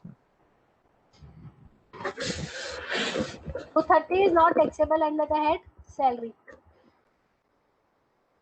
और जब एम्प्लॉइज को सेल करता था, लेट्स से एम्प्लॉय ने जो सेल आउट कर दिया 500 में, तो now cell consideration would B 500 और कॉस्ट यहाँ पर जो कॉस्ट लेंगे, कॉस्ट वुड बी नाउ 300 की कॉस्टिंग कंसीडर करी जाएगी। ऑल्दो उसने कंपनी को कितने रुपीस दिए हैं, 70 रुपीज दिए हैं कंपनी को, बट 230 तो उसने ऑलरेडी इनकम बुक कर ली है और उस पर ऑलरेडी वो टैक्स पे कर चुका है। तो इन दैट केस हम कॉस्टिंग कितनी लेके चलेंगे, 300 की कॉस्टिंग लेके चलेंगे, और अगर लॉन्ग टर्म बनता है तो इंडेक्सेशन का बेनिफिट देते हुए will calculate the income. Is this clear? ये है हमारा लेटेस्ट प्रोविजन जो हम डील करने वाले हैं, ठीक है। Yes ma'am. पहले वाले केस में क्या था कि यहाँ पर सैलरी में तो हम कुछ करते नहीं थे, बट हाँ जब इसे मार्केट में सेल करते थे, जैसे जब हमने मार्केट में सेल करा तो यहाँ हम कॉस्ट लेके चलते थे 70 रुपीज की, और उसके हिसाब से इंडेक्सेशन करते हुए कैलकुलेशन कर दी जाती थी। यहाँ देखेंगे इसमें भी फर्दर डेट के पैरामीटर्स दिए हुए हैं।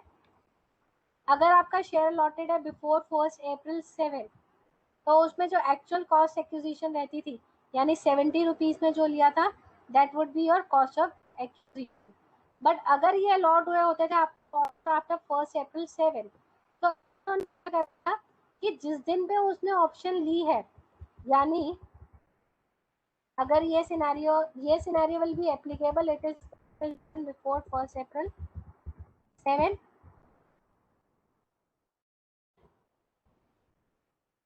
और आफ्टर ऑन और आफ्टर वाले में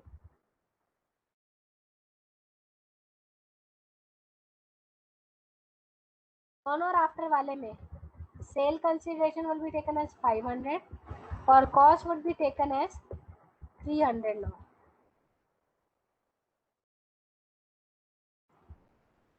ये सिनेरियो है, ये जो प्रोविजन है, ये इस तरीके से आपका इम्प्लीमेंट होगा।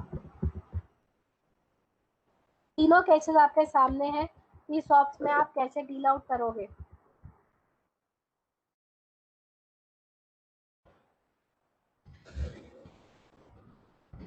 ये 2007 वाले सिनेरियो में उस टाइम पे हमारे पास ना फ्रिंज बेनिफिट टैक्स का एक नया टैक्स इंट्रोड्यूस करा था, ऑल्दो आप लोग की नॉलेज में माइट भी ये ना हो। 2007 में तो आप छोटी 7th-8th क्लास में ही हो गए। At that time I am doing my CA। उस टाइम में मेरी CA की इंटर्नशिप चल रही थी, आर्टिकलशिप चल रही थी। उस टाइम पे फ्रिंज बेनिफिट टैक्स नाम का टैक्स आया था, ऑल्दो ज़्यादा लंबा नहीं चला था, ये 2 साल इसकी इम्प्लीमेंटेशन रही थी। उसके बाद FBT ओवर हो गया था, FBT को ख़त्म कर दिया था। तो ये उस बेसिस पे ये प्रोविजन उस टाइम पे निकाला गया था, क्योंकि रेस्ट पार्ट को उन्होंने फ्रिंज बेनिफिट टैक्स में कंसीडर करना शुरू कर दिया था। ये जो 230 वाली वेरिएशन आता, इसके ऊपर कंपनी फ्रिंज बेनिफिट टैक्स पे कर रही थी, इस करके यहाँ पर आपको वैल्यू अलाउ कर दी थी 300 की। तो अगर हम इस सिनेरियो में समझे, फिलहाल के तौर पे हमने ये लेके चलना है। मोस्ट प्रोबेबली आपको ये वाला क्वेश्चन आना चाहिए करंट पीरियड का, पुराने का नहीं पूछा जाएगा। Although there may be a situation जिनके पास पुरानी होल्डिंग अभी भी रखी हो और they are selling now this shares, तो यहाँ पर हम उन शेयर्स का प्रोविजन लगा के चलेंगे। तो आप ये मत समझिएगा कि भाई अगर आज की डेट में है तो हम ये प्रोविजन लगाएंगे। यहाँ पर जो ये प्रोविजन है, पुराने पढ़ने का पर्पस ये है कि किसी के पास अगर पुराना शेयर अलॉट हुआ है और उसके पास अभी भी होल्डिंग रखी हुई है वो, और उस पर्सन को 20 साल बाद बेच रहा है, 30 साल बाद बेच रहा है, तो आपने ये वाला प्रोविजन लगाना है, आप लेटेस्ट प्रोविजन अप्लाई नहीं करेंगे। Is that clear? ये तीनों प्रोविजन पढ़ने का पर्पस क्या है?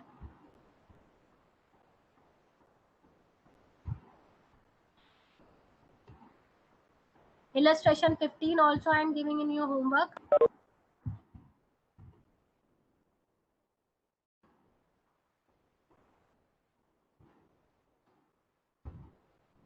Stops वाला we have discussed. यहाँ पर आएंगे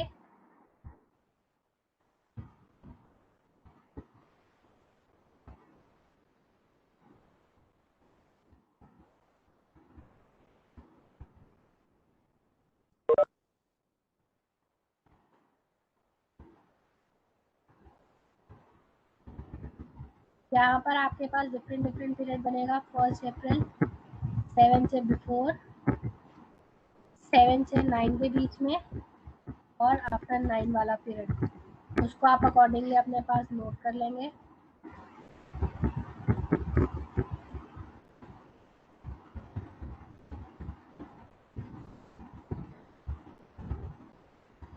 कैपिटल गेन के पर्सपेक्टिव से देखें, यहाँ cost of acquisition, actual cost per he FMV हो जाएगी एक तरह से, हम गए date on value of share on date of vesting option, हम गए एफएमवी ली जाएगी, समराइज एक तरह से मैं। और आफ्टर 9 वाले में भी सेम रहेगा,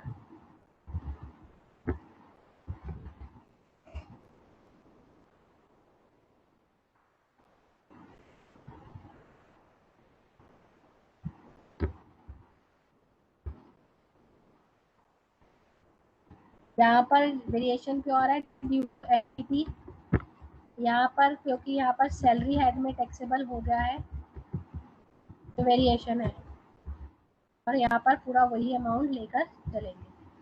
इन सब के अपने अपने स्पेसिफिक रीजन है। जहाँ डिबेंचर और बॉन्ड्स को कन्वर्ट करा जाता है इनटू शेयर्स, ऐसे केस में जहाँ पर कन्वर्टेबल डिबेंचर या कन्वर्टेबल बॉन्ड्स दिए जाते हैं, अगर आप उनको कन्वर्ट कराते हैं तो सेल कंसिडरेशन तो रहती है, जो आपने सेल करे हैं शेयर्स उनके लिए। जो कॉस्ट ऑफ एक्विजिशन रहेगी, कॉस्ट ऑफ एक्विजिशन यहाँ पर रहेगी वैल्यू ऑफ, यहाँ हम कहें cost of debentures and bonds respectively. Period of holding, next question आता है पीरियड ऑफ होल्डिंग कैसे डिसाइड हो। पीरियड ऑफ होल्डिंग भी आपका डिबेंचर की डेट से स्टार्ट होगा, डिबेंचर या बॉन्ड्स की डेट से डिसाइड होगा टिल सेल ऑफ शेयर्स के बेसिस पे आप कंप्यूटेशन करने वाले हैं।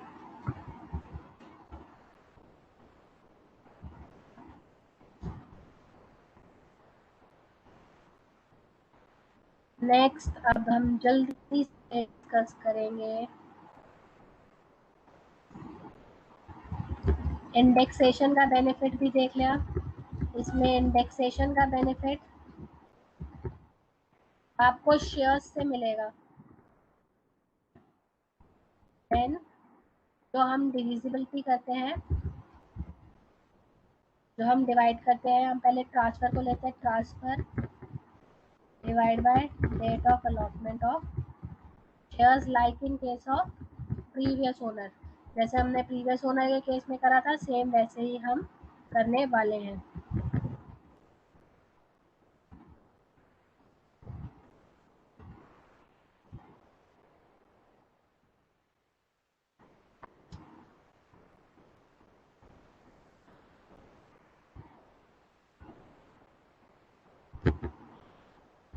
एक इसमें और ट्रीट कर लेते हैं, नोट कर लेते हैं अपने पास में, बायबैक ऑफ शेयर्स।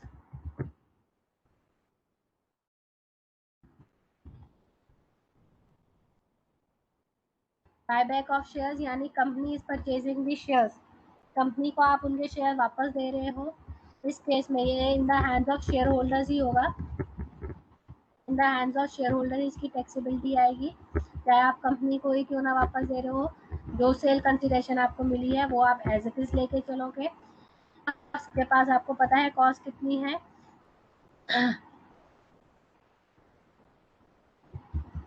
नॉर्मल सब फ्लो में चलेगा क्वेश्चन, कोई इसमें वेरिएशन नहीं आएगा। इट इज जिससे आप नॉर्मल किसी और को भी मार्केट में सेल करते, जो एक्चुअल कॉस्ट थी, you are going to take that cost only, ठीक है।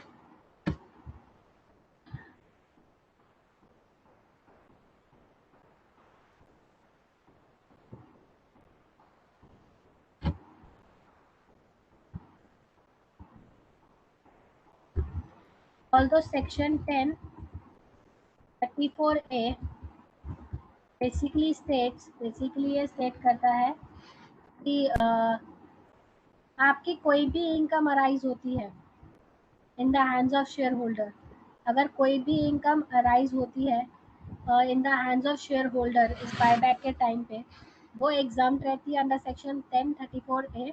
हाउएवर चाहे कंपनी लिस्टेड हो या अनलिस्टेड हो, कंपनी लिस्टेड हो या अनलिस्टेड हो, उस सिनेरियो में कंपनी एडिशनल टैक्स पे करेगी। यहाँ पर आदर शेयर्स नहीं है, शेयर्स वाला तो एग्जाम है। यहाँ मुझे लिखने थे सिक्योरिटीज। सिक्योरिटीज में आपकी कौन कौन सी सिक्योरिटीज आ गई, जहाँ पर हम बॉन्ड्स डिबेंचर्स की बात करते हैं, जो बायबैक ऑफ शेयर्स है। जस्ट मेक इट क्लियर, वो सिक्योरिटीज की जगह शेयर्स लिख दिया। इन the hands of security holder, और सिक्योरिटीज में सिर्फ शेयर्स नहीं आते हैं, यहाँ बॉन्ड्स भी आएंगे, डिबेंचर्स भी आएंगे। उन केस में आप ये फेस लेके चलेंगे, sale consideration less cost of acquisition. और 1034A में स्पेसिफिकली बायबैक ऑफ शेयर को एग्जम्प्ट करा गया है, बायबैक ऑफ शेयर्स को स्पेसिफिकली एग्जम्प्ट करा गया है। और इस केस में शेयर होल्डर टैक्स नहीं पे करता, शेयर होल्डर विल नॉट पे टैक्स, कंपनी पे टैक्स। इनमें कंपनी टैक्स पे करती है, जो कि रेट रहता है @20%, जो एक रेट रहेगा जिसके ऊपर कंपनी टैक्स करती है 20%, और उस पर सरचार्ज और सेस ये सब पे करेगी। और इसका सेक्शन आएगा 115 QA। और इसकी जो वर्किंग रहेगी आपके फाइनल में आती है, फाइनल में यू विल लर्न कि किस तरीके से कंपनी टैक्स पे करेगी। वहाँ पर ये सारे सेक्शन बहुत डिटेल में आपके पास आएंगे, सारे प्रोविजंस को वहाँ समझना है आपने।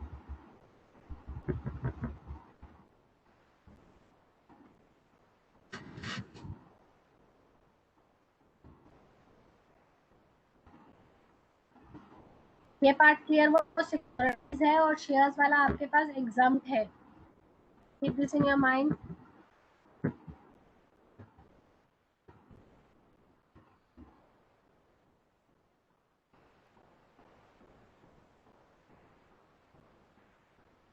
यहाँ तक का पार्ट क्लियर है कि नहीं? मैं एक लास्ट प्रोविजन और कराना चाहूंगी। I am still having 10 to 12 minutes, और उसमें एक आखिरी प्रोविजन कराऊंगी, तो मेरे जो कहे 70-80% आपके सारे प्रोविजन क्लियर हो जाएंगे। और नेक्स्ट क्लास में आई स्टार्ट एग्जाम्पशन वाला पार्ट, एग्जाम्पशंस कराऊं आप लोग को। बस क्विकली टेल मी कि ये वाले पार्ट क्लियर हैं कि नहीं आप लोग को, जितना अभी तक हमने डिस्कस करा है।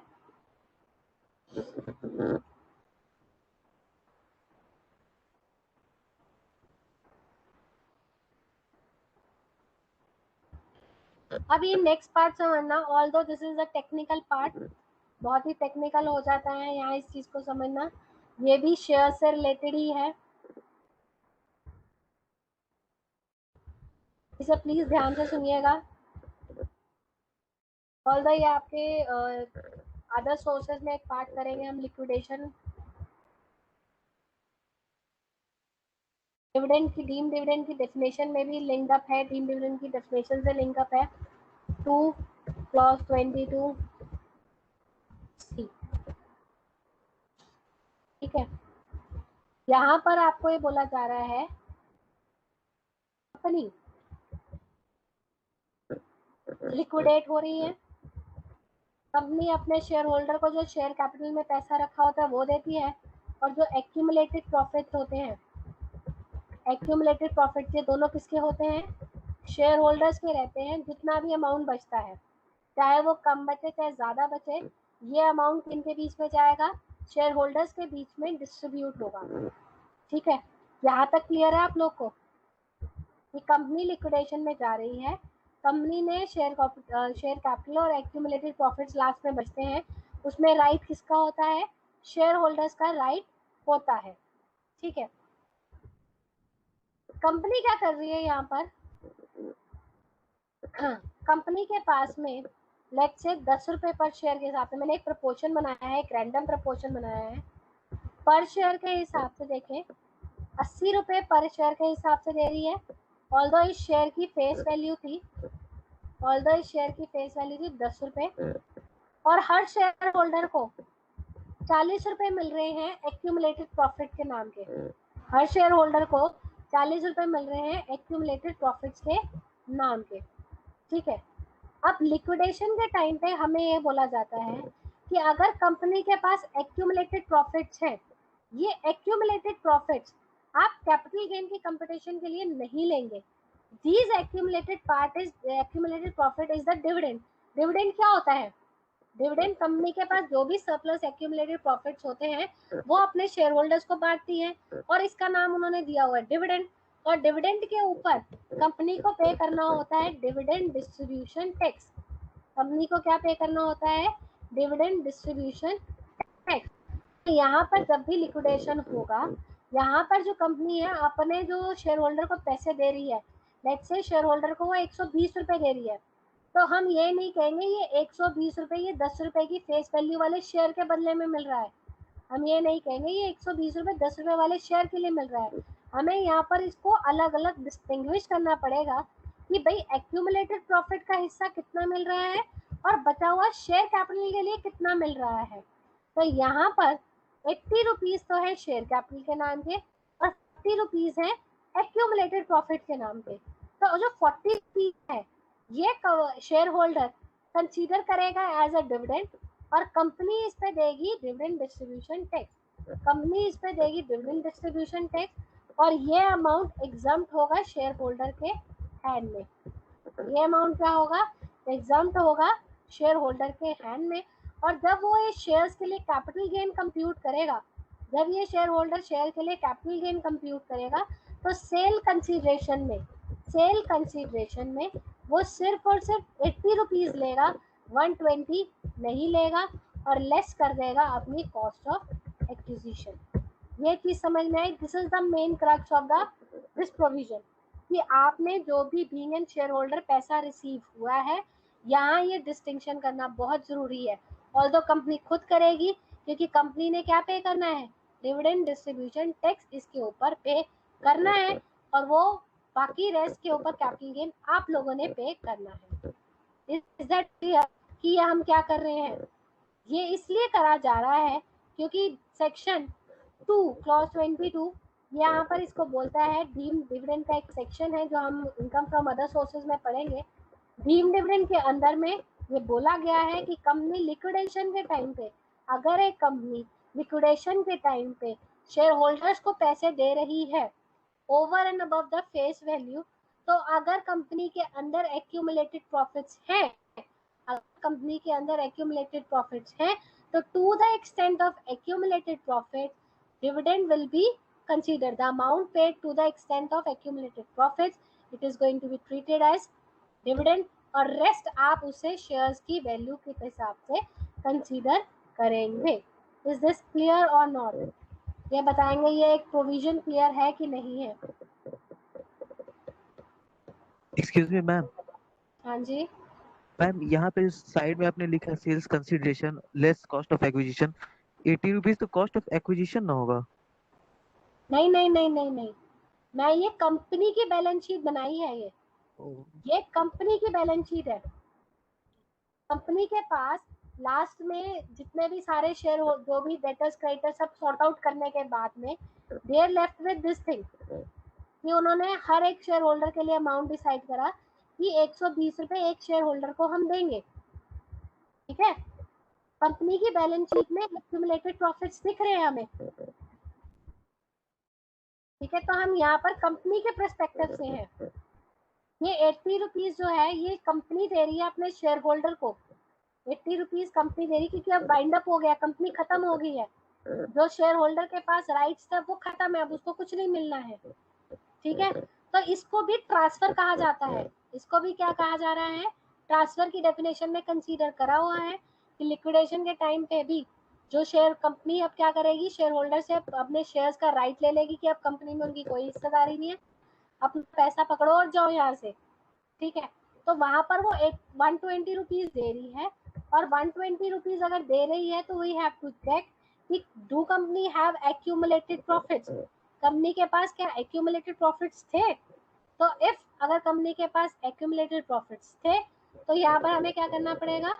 एक्यूमुलेटेड प्रॉफिट्स के एक्सटेंट तक के पार्ट को हम डिविडेंड कहेंगे, और उस पर कंपनी डिविडेंड डिस्ट्रीब्यूशन टैक्स पे करेगी.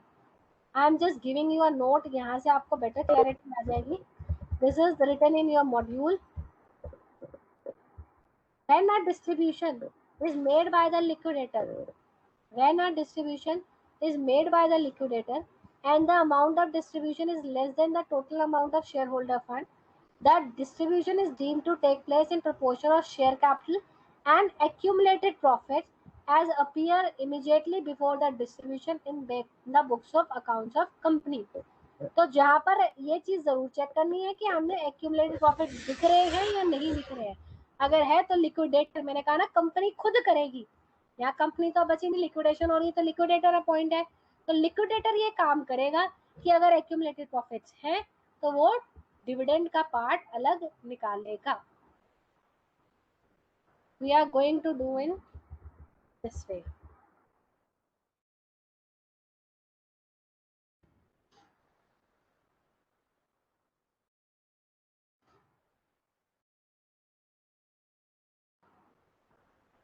जैसे हम क्या डिविडेंड बोले ना, एग्जाम होगा शेयर होल्डर के हैंड में, इसको हम डालते हैं इनकम फ्रॉम अदर सोर्सेज में.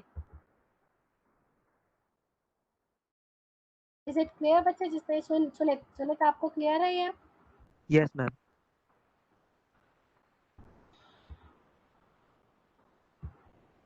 आपके पास मॉड्यूल में देखेंगे, एक क्वेश्चन कर लेते हैं, इलस्ट्रेशन 11.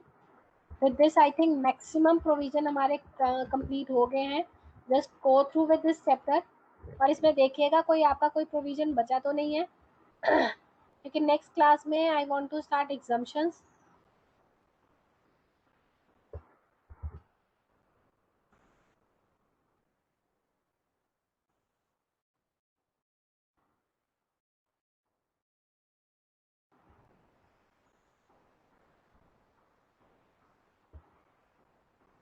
ये देखें, हमारे पास क्वेश्चन है पूर्वा लिमिटेड का.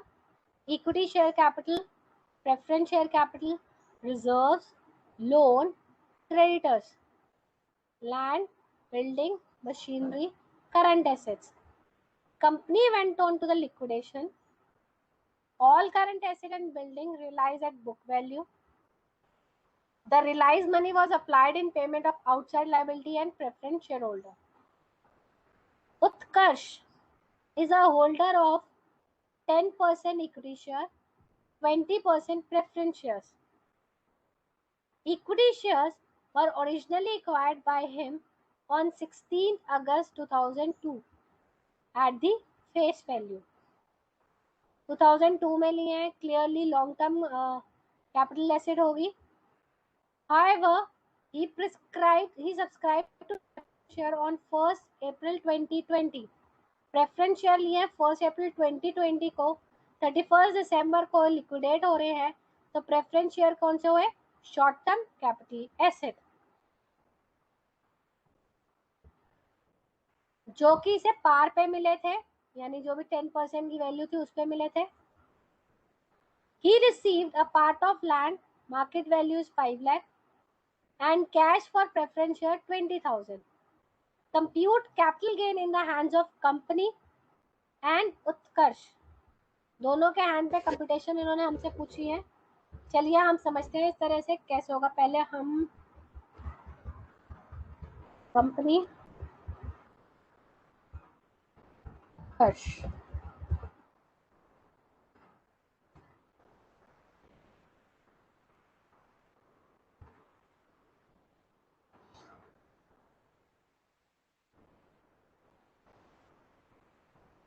सबसे पहले उत्कर्ष के पॉइंट ऑफ व्यू से समझते हैं, फिर कंपनी के भी समझते हैं. कंपनी ने कौन सा टैक्स पे करना है, कौन सा कैपिटल गेन पे करना है, उसको भी लेके चलते हैं.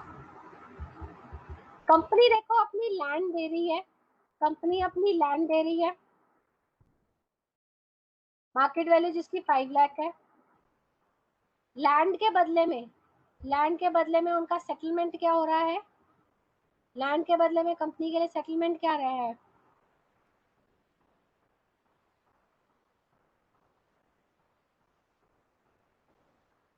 आप एक बार ना सेक्शन 46 पढ़ेंगे, साथ में एक बार 46 सेक्शन जरूर पढ़ना. 46 सेक्शन जो हमारे को सबसे पहले बताता है, at the time of liquidation of company, any transfer. मैं एक बार ये सेक्शन यहाँ कोट कर देती हूँ आपकी रेफरेंस के लिए, ताकि हमारा प्रोविजन बिल्कुल प्रॉपर्ली क्लियर हो जाए.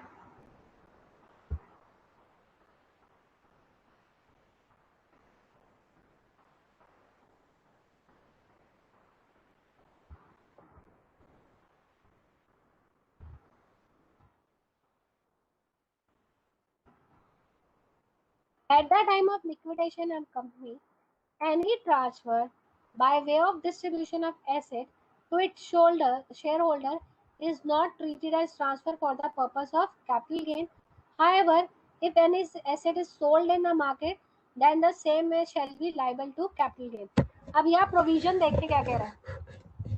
ये कह रहे हैं कि अगर कंपनी लिक्विडेट हो रही है, कंपनी लिक्विडेट हो रही है, हमारे क्वेश्चन में भी पूर्वा लिमिटेड लिक्विडेट हो रही है, पूर्वा प्राइवेट लिमिटेड लिक्विडेट हो रही है, और वो अपनी लैंड जो है वो शेयर होल्डर्स के बीच में डिस्ट्रीब्यूट कर रही है, लैंड शेयर होल्डर्स के बीच में डिस्ट्रीब्यूट कर रही है.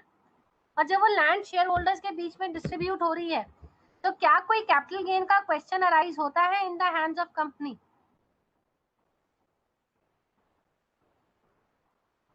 ये चीज बताएं. Land is distributing amongst the share holder, तो by virtue of section 46(1) there will be no capital gain. But हाँ, जो बिल्डिंग और मशीनरी क्वेश्चन है, बोला ना, बिल्डिंग उन्होंने सेल करी है और सारे करंट एसेट्स, बिल्डिंग और सारे करंट एसेट उन्होंने सेल करे हैं बुक वैल्यू पे. तो जो बिल्डिंग है, बिल्डिंग किस में सेल करी है? मार्केट में सेल करी है. मार्केट में सेल करी है तो कैपिटल गेन आता है, यानी कैपिटल गेन हमें कैलकुलेट करना पड़ेगा.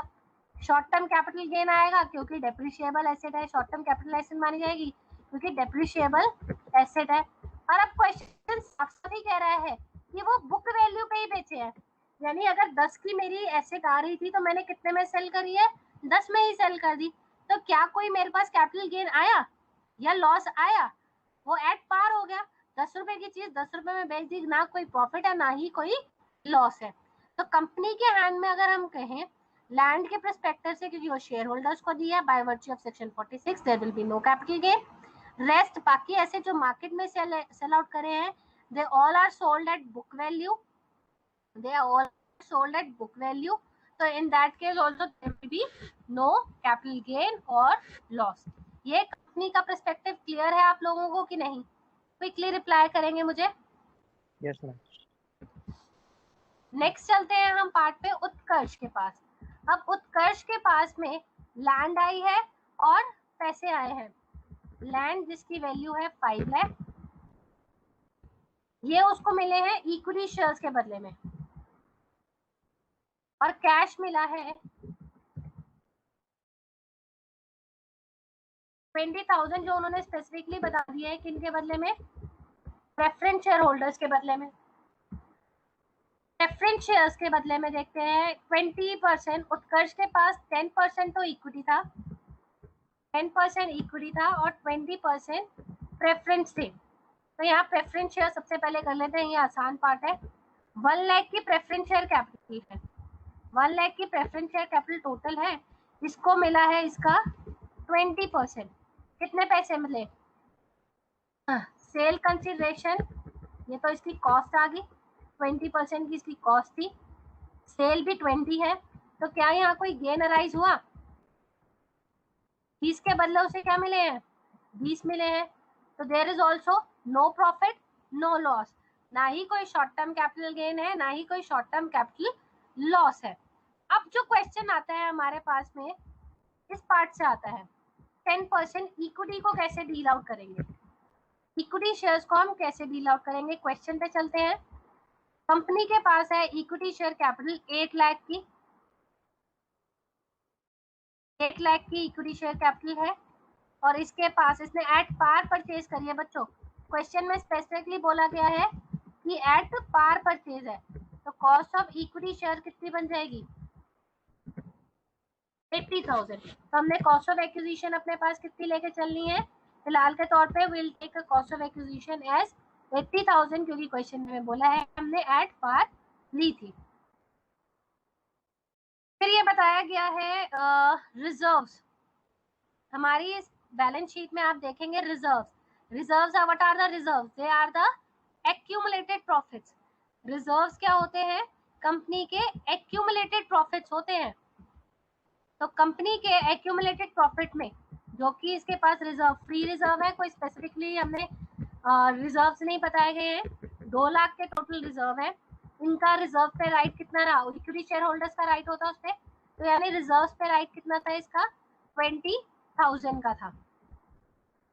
एक्यूमुलेटेड प्रॉफिट्स पे हिस्सा कितने का था, 20,000 का था। तो इट मींस जो शेयर होल्डर को यहाँ 5 लाख मिले हैं इक्विटी के बदले, 5 लाख मिले हैं, उसमें से 20,000 तो किसके बिलोंग करते हैं, एक्यूमुलेटेड प्रॉफिट से लिंकअप करते हैं। मैंने आपको बताया था up to the extent of accumulated profit we are going to treat it as a dividend. हम इसको क्या ट्रीट करने वाले हैं, डिविडेंड के तौर पे ट्रीट करने वाले हैं। Rest is consider as sale consideration for equity shares. Rest को हम क्या करेंगे, इक्विटी शेयर्स की तरह ट्रीट करने वाले हैं 4,80,000 को। Is that clear? तो यहाँ जब हम कैपिटल गेन की कंप्यूटेशन करेंगे, सेल कंसीडरेशन 480, ये उत्कर्ष की वर्किंग कर रहे हैं हम, लेस कॉस्ट ऑफ एक्विजिशन, ये लॉन्ग टर्म था, हमने यहाँ इंडेक्स कॉस्ट ऑफ एक्विजिशन लेनी है, ये चीज ध्यान रखेंगे। इंडेक्स कॉस्ट ऑफ एक्विजिशन लेंगे 80,000 इंटू 301 डिवाइड, हमने कब परचेज करा इस एसेट को, इक्विटी शेयर एक्वायर करे 2002 में। 2002-3 का इंडेक्स क्या था, 2002-3 का इंडेक्स बताएंगे क्लास,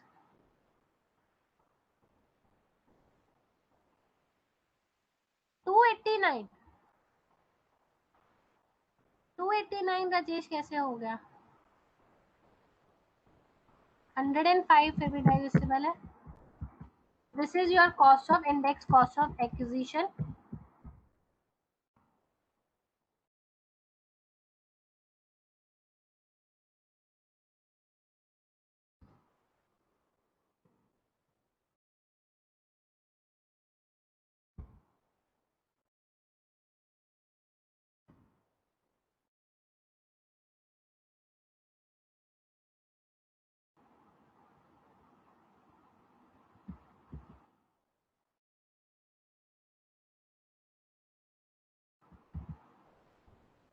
माइनस करके आपके पास फिगर ये आएगी,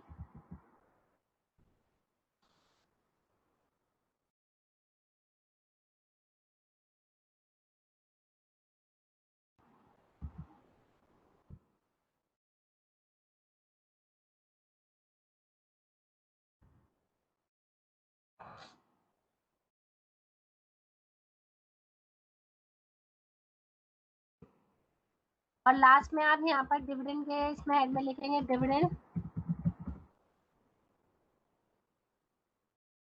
डिविडेंड जो टैक्सेबल होगा आपका, all the dividend is examined,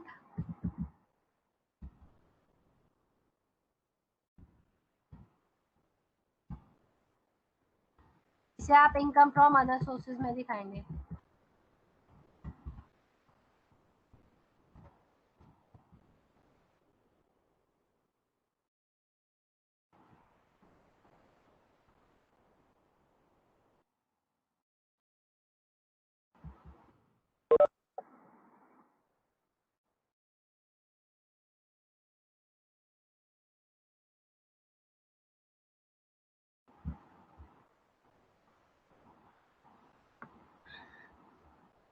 कोई नहीं राजेश, कोई नहीं।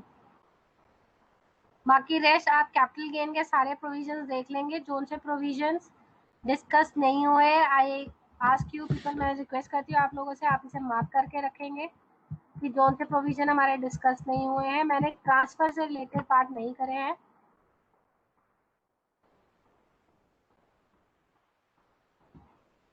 बाकी हम नेक्स्ट क्लास में करेंगे, और जितने बीच के प्रोविजंस हैं, क्वेश्चंस हैं, try to do that all, उनको करके रखेंगे आप लोग। जो भी होमवर्क के क्वेश्चंस दिए हैं, मैंने 3-4 क्वेश्चंस आपको दिए हैं होमवर्क में,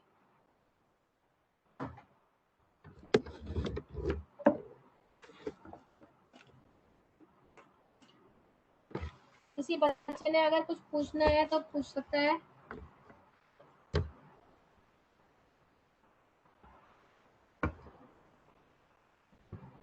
ऑल्दो आपके मॉड्यूल में इसे बड़ा इजी वे में छोटे तरीके से करा हुआ है इस क्वेश्चन को, नहीं तो कई मॉड्यूल्स में इसके ऊपर डिविडेंड डिस्ट्रीब्यूशन टैक्स की इम्प्लीकेशन को भी समझाया जाता है।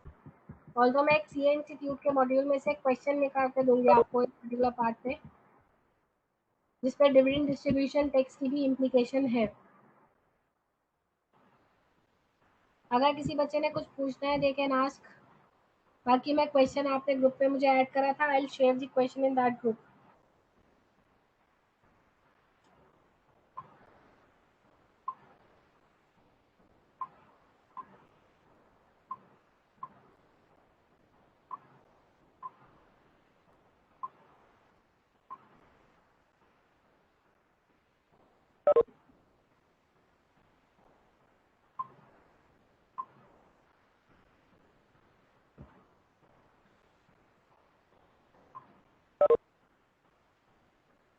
Okay, now